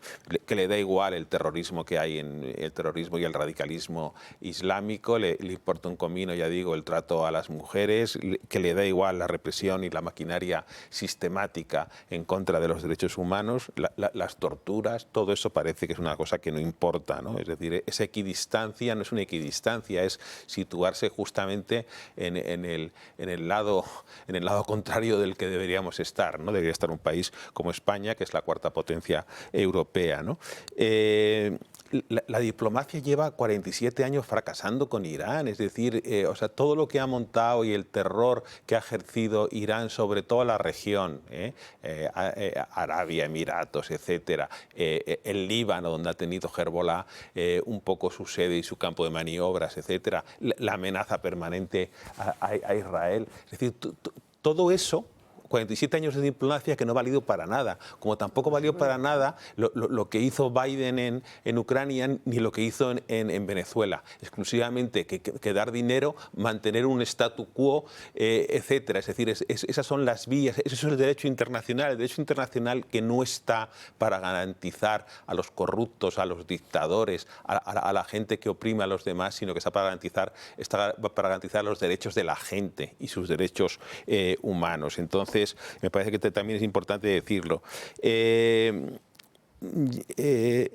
cualquier caso, que me parece a mí que lo que deberíamos hacer en este tema es esperar, porque yo sinceramente tengo la impresión de que la guerra que va a durar menos de lo que pensamos, que la actuación que está teniendo coordinada el ejército israelí y el americano saben muy bien a dónde atacan, saben los puntos neurálgicos donde esta gente esconde el armamento, donde tienen las bases, etcétera, y posiblemente nos podamos llevar una sorpresa. Falta por dilucidar, porque se va a producir en estos días la elección del nuevo jefe supremo o líder supremo de Irán, que lo hace, como sabéis, que la Asamblea de Expertos, ¿no?, que es un órgano que prácticamente está todo lleno de clérigos, de la Guardia Revolucionaria, de no sé qué, no sé cuántos, y se habla del hijo de Khomeini, lo cual no parece que sea lo mejor, ¿no? Y en cualquier caso, yo creo que España ha roto los consensos posiblemente con Europa, a pesar del doble juego de Macron, que ya está Macron poniendo las bases francesas al servicio de Trump, y el aislamiento de España en Europa, el aislamiento de España internacional, la ruptura de los consensos internacionales básicos que muchos de ellos llevaban desde hace muchísimos años. Es decir, esta forma parte del carácter de un presidente que ha venido a destruirlo y a acabar con todo, ¿no? Es muy interesante el carácter hereditario de las repúblicas de izquierdas. Una cosa brillante. Tenemos el caso de Corea del Norte, que siempre va por herencia directa, el hijo sucede al padre, y ahora Jamenei hijo sucederá a Jamenei padre, y no sé si tiene ya hijito pequeñito o lo fabricarán pronto, porque hay que seguir. Pero es muy interesante eso, porque es un concepto... No, porque se ha filtrado que parece ser que tiene problemas de impotencia. ¿Ah, sí? Pues entonces tendrán que hacer algo, ¿eh? Sí. No sé qué. Pero yo quería ir por otro lado, porque ha dicho Arturo que la diplomacia le va fracasando 40 años con Irán. 47. Sí, yo añadiría con todos, no con Irán. Bueno, porque claro, sí, la diplomacia fundamentalmente depende, lo mismo que el famoso derecho internacional, de una estructura, que es la ONU. Y la ONU depende fundamentalmente de una semiestructura, que es el Consejo de Seguridad de la ONU. Mientras el Consejo de Seguridad tenga derecho a veto y estén los padres de los dos polos opuestos, de manera que cuando tú eres mi amigo, eres mi enemigo, cuando tú eres amigo del otro, eres el amigo mío, no tenemos ningún futuro. Porque cada vez que algún amigo de Estados Unidos haga algo, Estados Unidos veta. Cada vez que un enemigo de Estados Unidos hace algo, Rusia o ahora China veta. Por cierto, creo que solo se han puesto de acuerdo, y no sé si el Consejo de Seguridad o el plenario, en resoluciones contra Israel. Creo. Hay bastantes. Pero el resto a mí no me suena. Que ni Irán, ni Corea del Norte, ni todos estos, ni siquiera Venezuela, no sé si Cuba. La ONU es inservible. Hay que borrarla por los y ahorrarse mucho dinero.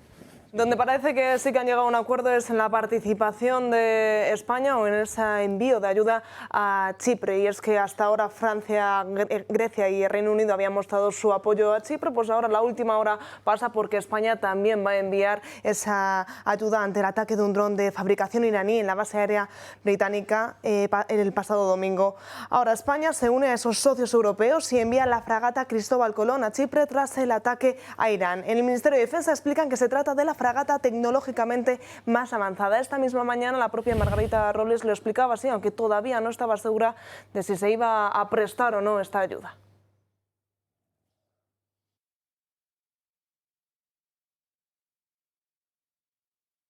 se va a valorar y en su momento lo que haya que hacer se hará público. Toda esta serie de cosas hemos de ser todos muy prudentes, hemos de ser muy discretos, pero siempre con arreglo a los grandes principios generales, siempre con un marco internacional, con un amparo internacional, siempre en labores de defensa de la paz. ¿Qué os parece esta No, que es muy interesante ver la comparación entre Francia y España militarmente, porque Francia manda un portaaviones y España una fragata. Es muy interesante. O sea, no mandamos un fuera borda porque tenemos alguna fragata. Una Pero lancha. Si no mandaríamos una Las lancha. que sobran Barbate. Eso. Pero cada uno tiene lo que tiene. Francia tiene arma atómica y aquí tenemos algún atómico mental que no se entera de nada, pero arma no. Bueno, el otro día corría un chiste un poco, en fin, cruel por las redes. Se ve al ministro de Defensa iraní llamando a Macron a pedirle consejos bélicos. Dice, ¿quieres saber cómo defenderte? Y dice, no, ¿cómo nos rendimos? ¿Es normal, es correcta la actuación de España enviando esta fragata hasta Chipre? Está cantado. La OTAN. O sea, estamos metidos dentro de la OTAN. Por supuesto que no vamos a negar al resto de países, ni tampoco a Estados Unidos, ni a Israel, el estar involucrados. Claro. Lo que pasa es que aquí lo peculiar es que tenemos un presidente que mientras manda una fragata y mientras están los aviones pasando, que parece la Gran Vía, a la base de Rota, dice, no, nosotros no estamos participando, no a la guerra, y los aviones... Y luego fíjate en qué situación deja la propia ministra de Defensa, que la declaración no ha dicho nada, absolutamente. Si la volvéis a poner y las queréis analizar, es que no dice absolutamente nada, pero es por eso, porque dice, la propia ministra dirá, pero ¿qué voy a declarar yo si luego me van a salir o desdiciéndome o quitando, ¿sabes? Pero y además hay otra cosa. Es una situación que es que... ¿Por qué vamos a Chipre? Porque se atacó una base británica. O sea que a la OTAN vamos a favor de los ingleses, que han sido atacados, no de los chipriotas de entrada, que se podían dar por aludidos. No, que se podían dar por aludidos de Chipre, pues claro, es en su espacio aéreo que ha entrado la cosa. Pero que en el fondo han atacado un aliado directo, que no participaba en la guerra, que se sepa.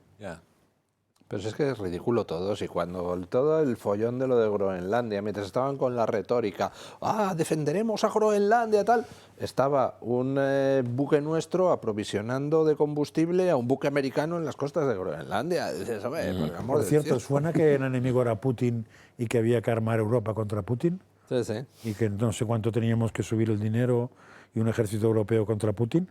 Lo digo porque ha pasado tanto tiempo que no sé.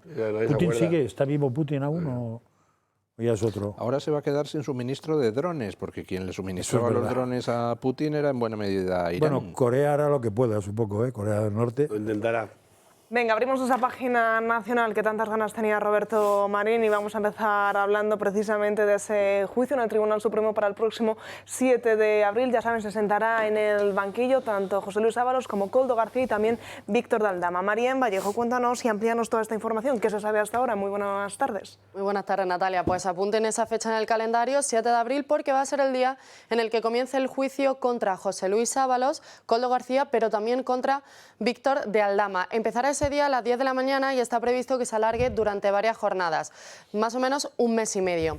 Entre los delitos que se le acusan a Ábalos y a Koldo García figura el de cohecho, tráfico de influencias, malversación de caudales públicos, integración en organización criminal, uso y aprovechamiento de información privilegiada, falsedad y prevaricación. Para Ábalos, la Fiscalía pide hasta 24 años de prisión. El Tribunal Supremo ha admitido también a 75 testigos, entre atención los que figuran Ángel Víctor Torres, Francina Armengol, Isabel Pardo de Vera y Mariano Moreno, del Partido Socialista. Eso sí, han descartado a figuras como Pedro Sánchez, María Jesús Montero o Fernando Grande Marlaska, pero el 7 de abril, ese día, será cuando empiece ese juicio, que a ver cómo le sienta a Pedro Sánchez. Muchas gracias, María. Bueno, un juicio en el que decíamos que quizás se comienzan a saber más cosas o no que podrían poner en un compromiso más a Pedro Sánchez. ¿Se pondrán más pruebas, se pondrán más datos que podría...? Hombre, como mínimo se pondrá una sentencia, porque yo supongo que estos pueden callarse cual puertas, que se dice ahora para no decir otra palabra más fea, podrán callarse, pero al final los testigos, alguien irá a hablar, pero los testigos están obligados a contestar, ¿no? Los testigos están obligados a contestar y a decir verdad. Por eso, a decir la verdad además. Y al final habrá una sentencia. Algo saldrá, porque yo me fío mucho más de un juicio, evidentemente, que de una comisión de teatro investigadora. no despreciemos una posibilidad, que es que durante la celebración del juicio se pueden producir imputaciones. No sería el primer juicio en el que empiezan a declarar los acusados y algunos testigos y tal, y de repente pues alguno de ellos declara cosas que en la instrucción no se habían declarado, y de ahí se deduce que algún otro que comparece como testigo pues debe pasar también a acusado. Ahí lo que no sabemos si los canales de Ábalos y fundamentalmente y subsidiariamente de Koldo con gente cercana al gobierno están absolutamente rotos y entonces se puede producir... No rotos. No. No parece que estén rotos. Y si no están rotos, o si están rotos, pues ya veremos, pasará una cosa u otra. En cualquier caso, me llama la atención esto de que Koldo había pedido someterse a la prueba del polígrafo, y quería también un careo con Aldama, ¿no? Con Aldama, que es un hombre que siempre está amagando con soltar dossiers y que parece que lo sabe todo, pero al final también al final no suelta nada, ¿no? Porque con el famoso sobre, pues ya se ve, el sobre ya no sé lo que va a quedar, va a estar amarillo cuando lo entregue, ¿no? O sea, en cualquier caso es trágico de que unos señores que estaban metidos en la estructura del gobierno, Ábalos sentado en el Consejo de Ministros con un tema tan absolutamente duro como las mascarillas, cuando estaba muriendo la gente, estos señores estaban pensando en hacer su agosto, y los delitos que se les imputan pues es que son prevaricación, cohecho, organización criminal, que tráfico de influencias y no sé cuántos más. Hombre, lo que también es raro que el que fue ministro de Sanidad en ese momento, que fue Salvador Illa, que se ha descartado que citarle como testigo. La que sí va como testigo es Isabel Pardo de Vera, que es la de Adif, me parece que va como testigo, va como testigo, pero lo de Salvador Illa y Grande Marlaska, pues que retumba un poco que no vayan ni siquiera como testigos, ¿no? Pero es curioso, ese es el juicio de las mascarillas, ¿no? Sí. Yo creo que lo que será complicado de este juicio es no meterse en otros berenjenales, porque con esos mismos tíos está todo el tema de las empresas, de los pufos, de tal. Entonces debe ser muy complicado para un juez o para todo el mundo limitarse solo a mascarillas. Pues mira, yo creo que los primeros que lo van a tener complicado de solo hablar del tema juzgado van a ser ellos, porque cuando uno se pone a declarar y le van haciendo preguntas, claro, es normal que vayan saltando de un tema a otro. Natalia nos preguntaba, ¿no?, al principio, y decía, bueno, ¿creéis que saldrá más información? Y además, si creéis que esa información va a hacer tambalear un poco al presidente o al gobierno. Bueno, pues yo creo que información sí que saldrá, evidentemente, por eso que estábamos hablando, que es muy difícil ceñirse a un tema tan trágico como el negocio, como decía Arturo, de las mascarillas durante posiblemente la peor época que ha vivido este país nunca. Y además que esos mismos, porque claro, que a nadie se le olvide que Ábalos era el número 2 del presidente Sánchez, de que ahora me imagino que todos estos testigos, los que van y los que no le van a conocer de nada a este señor y posiblemente incluso lleguen a declarar, ¿no?, como que quién es este señor por el que yo tengo que estar aquí contestando. Bueno, pues que a nadie se le olvide que era el número 2, que efectivamente formaba parte de esa cúpula del Partido Socialista, y mientras todos acusaban con el dedo, lo decía anteriormente a Isabel Díaz Ayuso sobre según qué, lo estaban haciendo ellos. O sea, es que eso es así, es que esa es la realidad que vamos a vivir. Es que eso no falla nunca, ¿eh? Eso es una Bueno, norma. Cuando tú veas a un progre acusar a alguien de algo, 99% de las veces es él el que lo está haciendo. Todos a una, ¿no? Entonces, en ese caso, todavía queda más en evidencia la gravedad del caso. Luego hablábamos de los 24 años, 19 años, y lo de Aldama. Bueno, Aldama es verdad que yo, y además lo he dicho aquí varias veces, ese señor que tampoco nadie conocía, pero que resulta que sabe todo de todo el mundo, y que poco a poco las pruebas las han mostrado. Yo confío, Arturo, que si no cuenta más ahora es porque su abogado se lo ha prohibido o así han declarado, para ver cómo se va resolviendo el caso. Es triste que veamos pasar por allí a la tercera autoridad del Estado, que en su momento era presidenta de una comunidad autónoma donde también se presupone que está obligada a decir la verdad. Yo también tengo mis dudas que tanto el ministro Torres como la presidenta del Congreso, como la hermana de la periodista y expresidenta de Adif, vayan a decir la verdad, sinceramente, porque yo creo que esa verdad les puede comprometer, no a lo mejor en este caso de mascarillas, sino pues todo eso de los pufos, de las empresas, de las comisiones, de los trenes que caben o no por los túneles, que claro que eso tampoco habla nadie, pero que son errores que ha cometido esta propia gente a la hora de hacer de gestionar sus áreas, ¿no?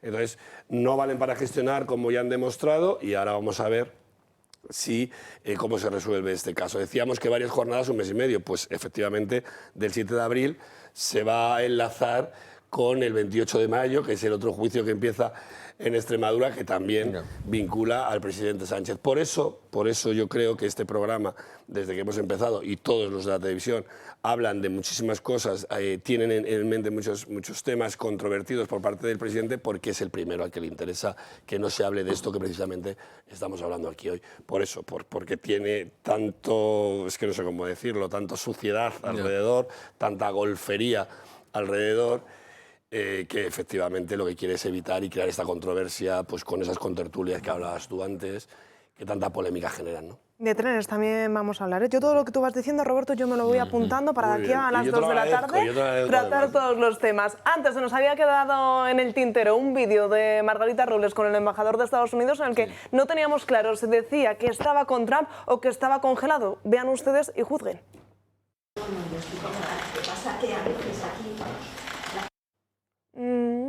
Lo dice, sí, dice no. Bueno, está en la transcripción, yo tampoco tengo la transcripción. Si la habéis transcrito bien, pone no, yo estoy con Trump, lo que pasa es aquí la gente, puntos suspensivos, ¿no? Vamos a escucharlo otra vez, que con una vez no nos ha bastado.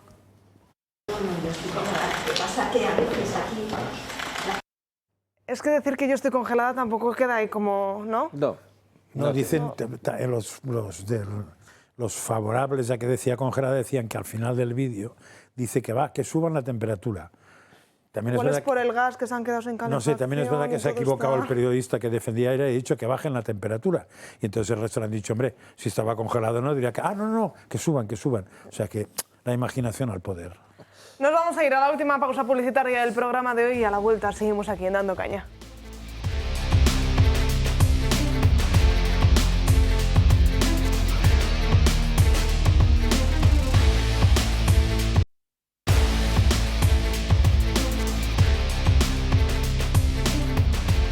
Pues 3 minutos de la 1:30 pasadas. Hablamos ahora de audífonos y lo hacemos como siempre de la mano de Eduardo Morán, CEO de Morán Ópticas. ¿Qué tal? Muy buenos días. Hola, muy buenas tardes. a todos. ¿Qué tal todos? ¿Cómo estáis? Vamos a hablar de audífonos porque tenemos muchas dudas. ¿Cuántos tipos de audífonos puede llegar a haber en este mundo? Estamos además en la semana mundial de la audición y esas que fue el día 3. Hay dos básicamente, por intentar resumir. Están los que están dentro del canal auditivo, esos muy pequeñitos, que son muy estéticos porque prácticamente no se nota que se llevan. Tienen alguna limitación en cuanto a la potencia.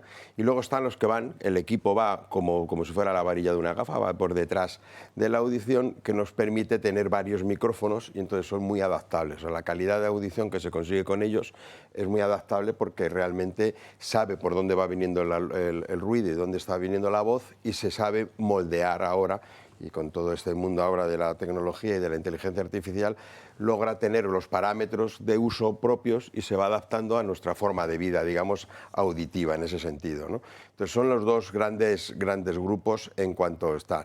Los pequeñitos que van dentro del oído, que se llaman intracanales, que van dentro del canal auditivo, nos permiten que sea más estético y aprovechar el propio pabellón auditivo, que tiene una amplificación y esa modulación, ese timbre de voz que oímos de las personas, lo gestiona el propio pabellón, ¿no? Cuando pasa la onda sonora, y en ese sentido. Entonces, con ese tipo de audífonos, pues la variación del tono de las personas es menor.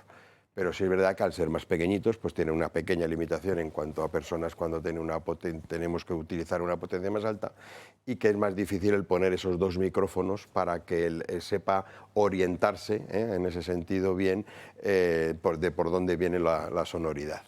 ¿Los hay mejores o peores o simplemente hay que saber adaptarse a la necesidad de cada una de estas personas? Sí, claro, como todo. O sea, sí lo hay mejores y peores en ese sentido. Los hay más sencillos, que lo que permite, pero también depende mucho, y por eso hay que hacer un estudio audiológico en el que cómo lo hacemos para saber, porque no siempre tenemos que ir al audífono más caro, ¿no? Que muchas veces nos dicen, por supuesto que tienen tecnología, pero dependiendo para qué lo vayamos a usar, cuál sea nuestro estilo de vida, para qué lo usamos, qué tipo de pérdida tengamos.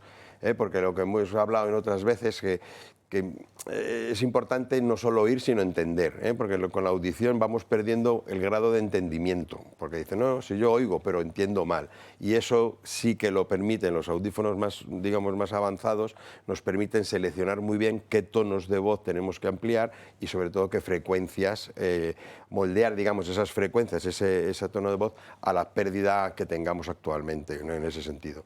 Y luego con las pérdidas que vayamos teniendo se va adaptando a las audiometrías, entonces es un audífono que tiene una duración mucho mayor que a lo mejor los audífonos más sencillos. Eduardo, como siempre hay una serie de ventajas para los telespectadores del Toro Televisión. Sí, pues nosotros siempre decimos que la audición, pues eso, tenemos un mes que de prueba, si funcionan bien, adaptamos, hacemos la adaptación y luego, pues eso, aparte a todos los telespectadores hacemos un 50% y lo pueden pagar en 30 meses. Que el tema económico sea el menor de los problemas en ese sentido. Pues Eduardo, como siempre, muchísimas gracias. Muchas gracias a vosotros. Y vamos con una última hora, una triste última hora que acabamos de conocer, que es que se acaba de localizar ese cuerpo sin vida, esa sexta persona que había desaparecido en el trágico accidente de esa plataforma que se hundía, que se rompía en la playa de El Bocal, en Santander. Como decíamos, en el momento de los hechos eran 7 las personas, 7 jóvenes los que estaban pasando por esa plataforma. 5 de ellos murieron en el acto y se pudo localizar y rescatar esos cuerpos sin vida. Una estaba desaparecida y hoy, en estos mismos momentos, acaban de localizar ese cuerpo sin vida. Ahora las autoridades llevarán a cabo los trabajos para su identificación, pero todo hace indicar que será la de esa joven desaparecida. Afortunadamente, uno de esos jóvenes sí que pudo ser rescatado con vida. Y antes de irnos a publicidad hablábamos de un juicio, pues de ese juicio pasamos a otro juicio, porque es que esta misma mañana se ha conocido que la juez envía a juicio oral a Mónica Oltra, ya saben, por presuntamente haber encubierto a su expareja mientras abusaba sexualmente de una menor. La magistrada actúa en contra del titular de la instrucción y de la Fiscalía por orden de la Audiencia de Valencia, que estimó los recursos de la víctima, de Vox y de una asociación, y también, como decíamos, se sentará junto con Mónica Oltra otras 12 personas más por presuntamente encubrir los abusos sexuales a una menor tutelada cometidos por el exmarido de Oltra entre 2016 y 2017. El exmarido de Oltra fue condenado a 5 años de prisión que deberá cumplir hasta febrero del año 2029. No nos sorprende, habíamos contado en los últimos días los últimos movimientos de la Audiencia de Valencia y yo creo que Mónica Oltra debe sentarse en el banquillo como mínimo para dar explicaciones por si presuntamente o no habría encubierto a su expareja. Ahora comento eso, solo una cosa hablando de lo de la pasarela de Santander, que he dicho al principio que en el contrato de la pasarela figuraba que el ayuntamiento era quien tenía que encargarse del mantenimiento. Ahora el ayuntamiento dice que sí, que eso lo decía el contrato, pero que el proyecto nunca llegó a acabarse, por tanto nunca llegó a recepcionarse la obra, y por tanto es responsabilidad de quien estaba haciendo el proyecto, que es el gobierno central. Yendo a lo de Oltra. Lo de Oltra es repugnante. Recordemos que se produjeron abusos sexuales, no son presuntos, están condenados ya, del que entonces era marido de Oltra. Y Oltra, desde el gobierno valenciano, movilizó a la administración para tratar de obstaculizar la investigación contra su entonces marido y para desprestigiar a la víctima, que llegándose al punto de que la víctima la llevaron esposada a declarar sobre los abusos a ella delante del juez. El juez dijo, pero ¿qué hace la víctima más esposada aquí? Bueno, tremendo. Es decir, es un comportamiento particularmente repugnante, como repugnante es la actitud de toda esa izquierda hipócrita y siniestra, que mucho, hermana, yo sí te creo, pero cuando la víctima es víctima de ellos, entonces a esa no la creen, ¿no? Y no solo no la creen, sino que van a machacarla. Vamos, es muy bien juzgada esta señora y espero que le caiga un buen puro. Y además, añado a lo que ha dicho Luis, que creo que fue el hospital de Alcira, creo que era el de Alcira, donde esa chica trabajaba, cuando se revirtió de la sociedad que llevaba al hospital a la Generalitat, las únicas personas que despidieron que despidieron y no volvieron a contratar fueron a esta chica y a su novio. Así es. Acabaron de resolver. Creo que con los hijos que tenían, no sé si uno o dos, también hubo sus problemitas, pero no me tiro de la piscina porque no quiero arriesgar a decir un error. pero creo que también hubo problemitas. Pero todo es bestial y claro, como se llama, Compromís defendió a Mónica Oltra hasta el final. Acordaos incluso del día que ella dimite porque en fin, el tema entra en vía judicial. Hubo aquellos famosos bailes públicos donde todos bailaban de alegría y amor platónico fraterno, y después, pues mira, a cabo de un año, 2 o 3, acababa así, porque en medio hubo una resolución de no sé qué juzgado que parecía que la eximía, y entonces ya la querían volver a poner de candidata, sino ¿cómo se llama? Estas últimas horas se ha hablado también de su nombre, ¿no?, para esta regeneración de la izquierda, que ya es la, sí, pues, no sé, la 12. Una estatua, en vez de Catalina de Aragón, Oltra de Valencia, ¿no? Eso es, y que ya siguen contando con ella como ejemplo, no sabemos muy bien de qué, pero sí, de lo que hay que hacer para la proteger. izquierda quería volver a contar con ella, efectivamente. Ojalá que pague por todo lo que ha hecho, quiero decir, que no solamente por tener una pareja como la que tenía, sino por encubrirle y sobre todo, que ya me parece gravísimo, que se utilice el poder político para encubrir a un delincuente sexual, sino también por que se haga justicia a esta pobre chica que ya ha tenido bastantes desgracias en su vida, de estar de estar tutelada, etcétera, y encima perseguida, esposada, y todo ello para que no hablase, para tapar su testimonio, para que no se supiese la verdad, ¿no? Y creo que esta señora es absolutamente responsable de todo lo que pasó. Y por lo que respecta a la pasarela, a mí lo que me llama la atención es que bueno, independientemente de que tenga la culpa, que cómo no estaba cerrada, ¿no? Si estaba de una forma tan endeble constituida, se estaba hundiendo, de que eso no se cerrase, ¿no? Que vamos, que eso es lo mínimo, ¿no?, que se puede hacer. Hay mucha dejadez en la administración, el Estado en muchos asuntos no funciona, hay problemas de competencias y luego pasan las cosas que pasan, ¿no? Y ahí con que no estuviera cerrada, me parece que se puede acusar al gobierno si no la había acabado y trasladado al ayuntamiento, pero alguna autoridad más debía ver cómo estaba, claro, y podía haber actuado, porque eso de decir, no, que es del Estado, que ozurzan y que si se rompe, que se rompa, es un peculiar sistema de funcionamiento. Son 6 chicos, nada son 6 personas. O sea que... Y más cuando había denuncias o llamadas alertando del mal estado en el que se encontraba esta pasarela por parte de varios vecinos. Hablamos ahora de Pedro Sánchez porque, ojo, lo que supuestamente el Confidencial publica hoy, que tiene mucho que ver con lo que estaría tejiendo Pedro Sánchez de cara a los próximos días. El Confidencial asegura que Sánchez dispara la expectación ante un superdomingo electoral, generales, andaluzas y catalanas. La comparecencia sin preguntas para informar sobre el posicionamiento de España en la guerra de Irán ha vuelto a desatar las especulaciones y ha puesto en guardia a los partidos, pero desde Moncloa niegan y aseguran que esto no tendría sentido. A raíz de esto, o a raíz de estos últimos comportamientos de Pedro Sánchez y su nula gestión y gobernabilidad del país al que está sumiendo en los últimos años, el propio Santiago Abascal ayer mismo volvía a pedir a Feijóo que presentase una moción de censura contra Pedro Sánchez. Hoy le quiero pedir al señor Feijóo que presente una moción de censura contra Pedro Sánchez. Se lo he pedido cuando era necesario debatir sobre la mafia de Pedro Sánchez y que la conocieran todos los españoles. Lo pedí sin éxito.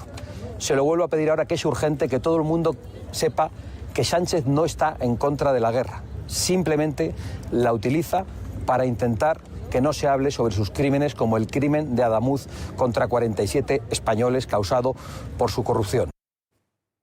Arturo, ¿debe Alberto Núñez Feijóo, el Partido Popular, presentar esa moción de censura? Yo mantengo una posición personal, posiblemente discrepante con mucha gente con autoridad dentro del Partido Popular. Yo siempre he sido partidario. O sea, yo creo que el único recurso constitucional que puedes ejercer como oposición es manifestar a través de una censura y en un acto solemne en las Cortes, donde tú presentas una moción de censura al presidente y además tienes que poner encima de la mesa tu programa político, ¿no?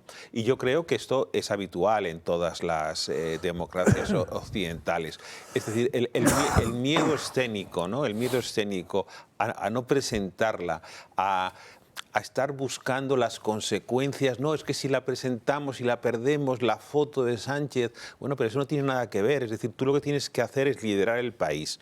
Si Feijóo hubiese liderado el país y si hubiese llevado la iniciativa en muchas cuestiones, pues a lo mejor el auge de Vox, que es su competidor electoral, hubiera sido menor. Es decir, que Vox también crece, que primero nace y crece por las incompetencias y las carencias de lo que ha sido el principal partido de la oposición durante muchísimos años, ¿no? Entonces no hay que tener miedo, o sea, en la política hay que arriesgar, no hay que jugar al catenaccio, hay que jugar a la ofensiva. Es decir, si tienes razón, aunque no tengas mayoría, pero que tú tienes que hablar al país y ofrecer una alternativa y censurar ejerciendo un derecho, un recurso constitucional al gobierno, a este gobierno, porque si no te quita legitimidad y sobre todo te quita ese margen de autoridad, de ejercicio de la iniciativa que yo creo que mucha gente percibe. Y yo creo que para Feijóo personalmente y para el PP hubiera sido bueno en algún momento, y ahora es un momento también indudablemente muy importante porque el país ha vuelto a dar un paso en falso con su posición en la bueno, que todavía no es una guerra, pero en la operación militar de Irak, pues es un buen momento en cualquier caso, que yo la fecha no la sé cuánto tiene que ser, pero como concepto, como opción, independientemente del resultado, que es importante, pero no es lo más importante. Lo más importante es liderar España y que la gente sepa de que hay una alternativa y creo que es un momento, digamos, la moción de censura es un momento estelar, es un momento donde realmente el político que hay detrás de Feijóo, que estoy convencido de que es un buen político y es un hombre que merece la pena confiar en él, pues tiene la oportunidad de demostrarlo. Si no lo hace, siempre se quedará con las ganas. Y mientras tanto, todo ese run de no ejercicio del liderazgo, de falta de iniciativa, de no sé qué, pues lo que está haciendo es precisamente que haya gente que abandone con su voto al partido que ha votado siempre, que ha sido el Partido Popular, porque no olvidemos de que gran parte de los apoyos de Vox, no todos, porque ahora, por ejemplo, ayer la encuesta del País decía que había ganado entre 400 y 500.000 votos procedentes de la izquierda, pero al PP, que le había quitado ya 1,5 millones, ¿no? Pues eso está ahí. Entonces yo creo que es un tema de que si tú no lideras el país, eso al final se nota. Y la moción de censura y tu disposición a decir aquí está mi alternativa y quiero señalar con el dedo a todos los que están apoyando a este gobierno, al PNV, al Junts, a no sé qué tal, al otro y tal, pues eso yo creo que hubiese sido muy positivo para clarificar las cosas y yo creo que para mucha gente hubiera recuperado quizá la confianza. Pero eso que decíais de las elecciones, todo lo que no sea antes de ayer ya van tarde. Y la moción de censura creo que le pasa igual. Si no fue ayer, ya va tarde. Ya, es pero posible claro, que ya sea tarde. Pero claro, mañana es menos tarde que pasado mañana. A ver, excusas para no poner una moción de censura hay 30.000. Sobre todo si no tienes ninguna ganas porque tienes miedo a ponerla. Entonces la excusa es que no dan los números, que es un balón de oxígeno para el otro, que además la temperatura, que además resulta que hace frío, estoy con Trump, que resulta que igual pasado mañana sale una noticia que lo empeora, con lo cual es más fácil que nos voten.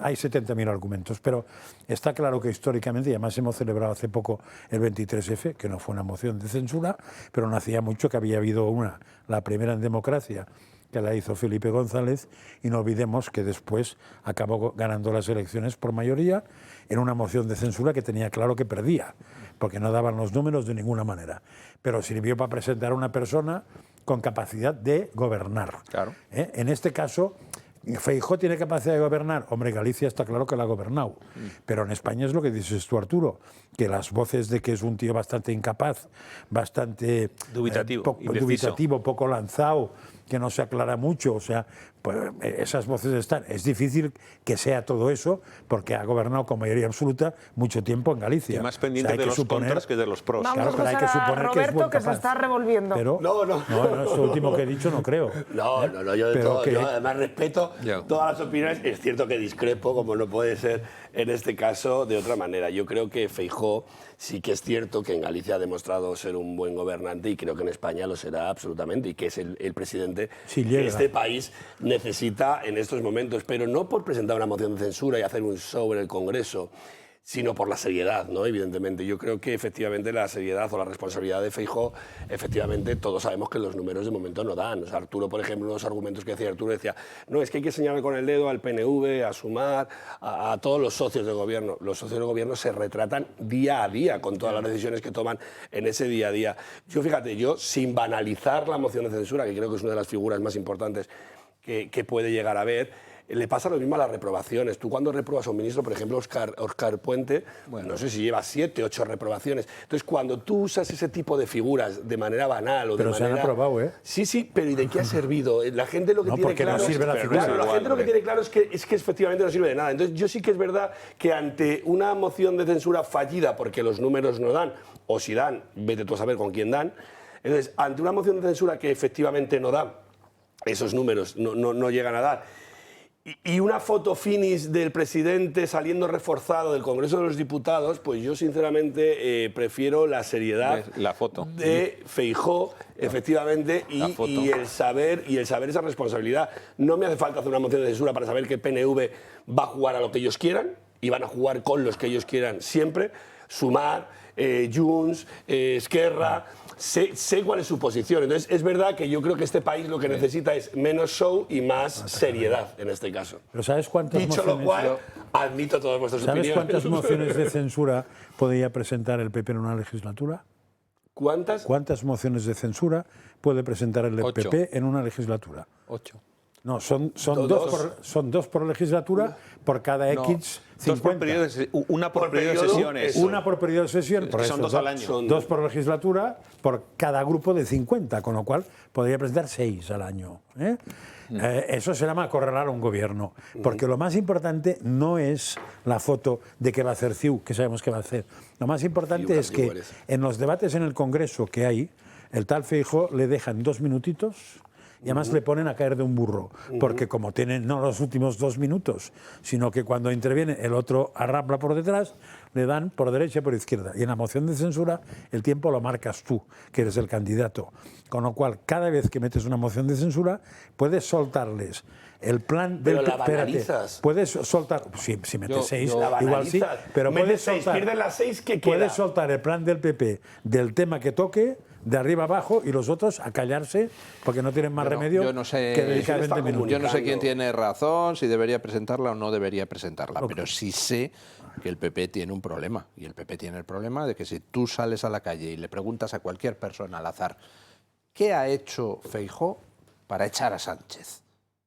I don't know. Cero, no ha hecho nada. O sea, la percepción que hay en la calle a lo mejor es injusta, no lo sé, pero la percepción es que al final el PP pues se limita a declaraciones, se limita a decir Sánchez es muy malo, le pregunta en el Parlamento, no sé qué, pero a la hora de la verdad, ¿qué ha hecho para echarle? Nada, con lo cual la gente tiene la sensación de demonios, es que no me defiende usted, no está haciendo algo para defenderme, y que la moción de censura podría llevar a ser un ridículo, lo que usted quiera, pero Pues en el amor la gente sabe, pues yo una mujer sabe que el hombre conveniente es aquel que está dispuesto incluso a hacer el ridículo por ella, caramba. Ya, pero del a ridículo decía perseguirla. Arturo que no se sale. Buena Ojo, comparación. que no vale el ridículo para todos los lados. Buena Arturo decía muy bien comparación. al principio, del ridículo no se sale. Y yo creo que Feijóo sí que ha hecho una cosa muy importante por ese país y por Pero la hizo el seriedad. ridículo Felipe González. No, estábamos hablando Hombre, de... coño, es la primera moción que se presenta en España para perderla. Feijóo lo que sí que ha hecho ha sido ganar elecciones.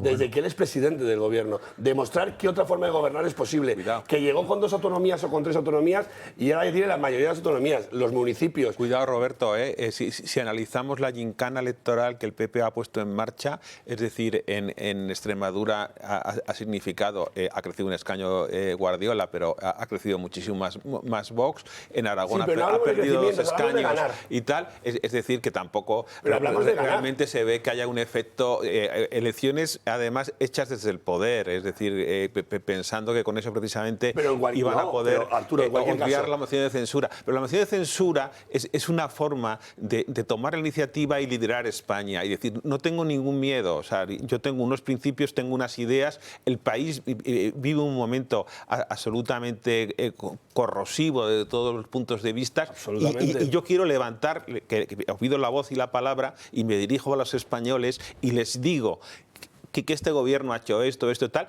y además mi programa político es este. Que eso tiene riesgo, sí, pero es que cualquier profesión, o sea, cualquier profesión tiene riesgo, y la de político, sobre todo si quieres ganar, que tienes que demostrar que tienes mentalidad ganadora. Y lo que yo veo en Feijóo, que cuidado, que las intervenciones parlamentarias que tiene, que me parecen muy buenas y dice cosas sensatas, es decir, yo a Feijóo le tengo respeto, pero es que piensa más en los contras como político de la vieja escuela que en los pros de las cosas. Hay que lanzarse y hay que demostrar que tienes autoridad y que estás dispuesto a fracasar.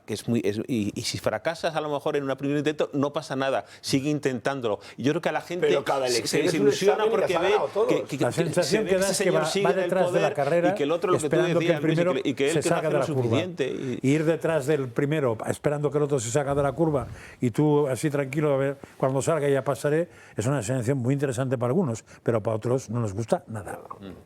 Vamos con un tema que te había prometido Roberto, porque vamos a hablar de trenes, y es que hoy, efectivamente, era un día y es un día muy importante para las víctimas de Adamuz, porque hoy se comenzaban a analizar esas cajas negras. La dependencia de la Comisión de Investigación de Accidentes Ferroviarios en Madrid han sido escenario de un acontecimiento crucial para la investigación del trágico siniestro ferroviario ocurrido en Adamuz, en la provincia de Córdoba. Esta mañana se han abierto las cajas negras de los 2 trenes involucrados en el accidente que el pasado 18 de enero cobró la vida de 46 personas y dejó más de 120 heridos. La Fiscalía ha pedido a la juez que la Guardia Civil supervisase la extracción de las cajas negras. Además, también habría pedido que las actuaciones se llevaran a cabo en esa misma sede, como así lo había acordado la juez, para garantizar la cadena de custodia y para evitar cualquier tipo de contaminación, para que no se sustrajese ningún tipo de información. Y seguimos hablando de trenes porque es un dato al menos relevante. Adif es incapaz de hacer frente a las roturas y averías en las vías. Suben un 15% en un mes y ya se disparan a 1000. Desde principios de marzo, es decir, apenas desde hace 5 días, hay 143 limitaciones temporales de velocidad, más que en la misma semana del mes de febrero. La situación, el deterioro de las vías continúa y parece que de nuevo desde el Ministerio pues no están actuando con la rapidez que merece un tema de tal envergadura. Roberto. Bueno, yo creo que, mira, cuando empezábamos el programa decía Luis del Pino, sí, de manera irónica, esto es una vergüenza, luego ha cambiado el tono, pero en este caso yo creo que esas palabras hay que suscribirlas una por una. Efectivamente, todo esto que está pasando con las infraestructuras es una vergüenza absoluta. Escuchamos noticias como que se ha retirado material de la vía, como que ha habido una posible alteración del escenario. Es que esto ya lo hemos vivido en este país, que hacía antes alusión Arturo. El cambio de los informes técnicos, la información que se ha entregado, hay irregularidades, luego hemos reconocido que sí que hay irregularidades. Todo esto es una absoluta vergüenza y es dar patada para adelante, porque aquí hay unas víctimas, hay unas familias y ha habido un accidente muy grave, posiblemente uno de los más graves que haya tenido este país desde que se recuerde. Mira, sabes que desde Alcorcón, ¿vale? Cuando ocurre todo esto, efectivamente, nosotros tenemos unas instalaciones en Alcorcón Central que son totalmente deficientes, ¿vale? Nosotros, aparte de tener que quejar a los vecinos, hemos denunciado, y no es por oportunismo, no es por alarmar a los vecinos, es por alertar al gobierno municipal, lo hablábamos antes con la pasarela. O sea, nosotros somos la administración más cercana a los vecinos y somos los que detectamos los problemas del día a día. Yo le he pedido a la alcaldesa de Alcorcón que por favor se ponga en contacto con cualquier administración responsable de esas infraestructuras ferroviarias. Pues bien, ayer lo que hicieron fue prometer cientos de millones en arreglar la línea C5, que creo que son 70 millones de usuarios al año o algo así, en un acto en el Ministerio, invitando a los 4 alcaldes socialistas que quedan en la Comunidad de Madrid y demás. Y es que es una vergüenza, es que están todo el día prometiendo cosas que son mentiras, es que ya hemos escuchado al presidente prometer viviendas que no hace, arreglos que no llegan. O sea, que dejen ya de reírse de todos los españoles, en este caso de los alcorconeros, y que arreglen todo lo que tengan que arreglar. Pues con este alegato de Roberto Marín hemos llegado al final del programa de hoy. Seguiremos hablando de esas cajas negras y de ese accidente de Adamuz, pero será a partir de mañana, como siempre, a las 12 del mediodía. Gracias por acompañarnos un día más. Hasta mañana.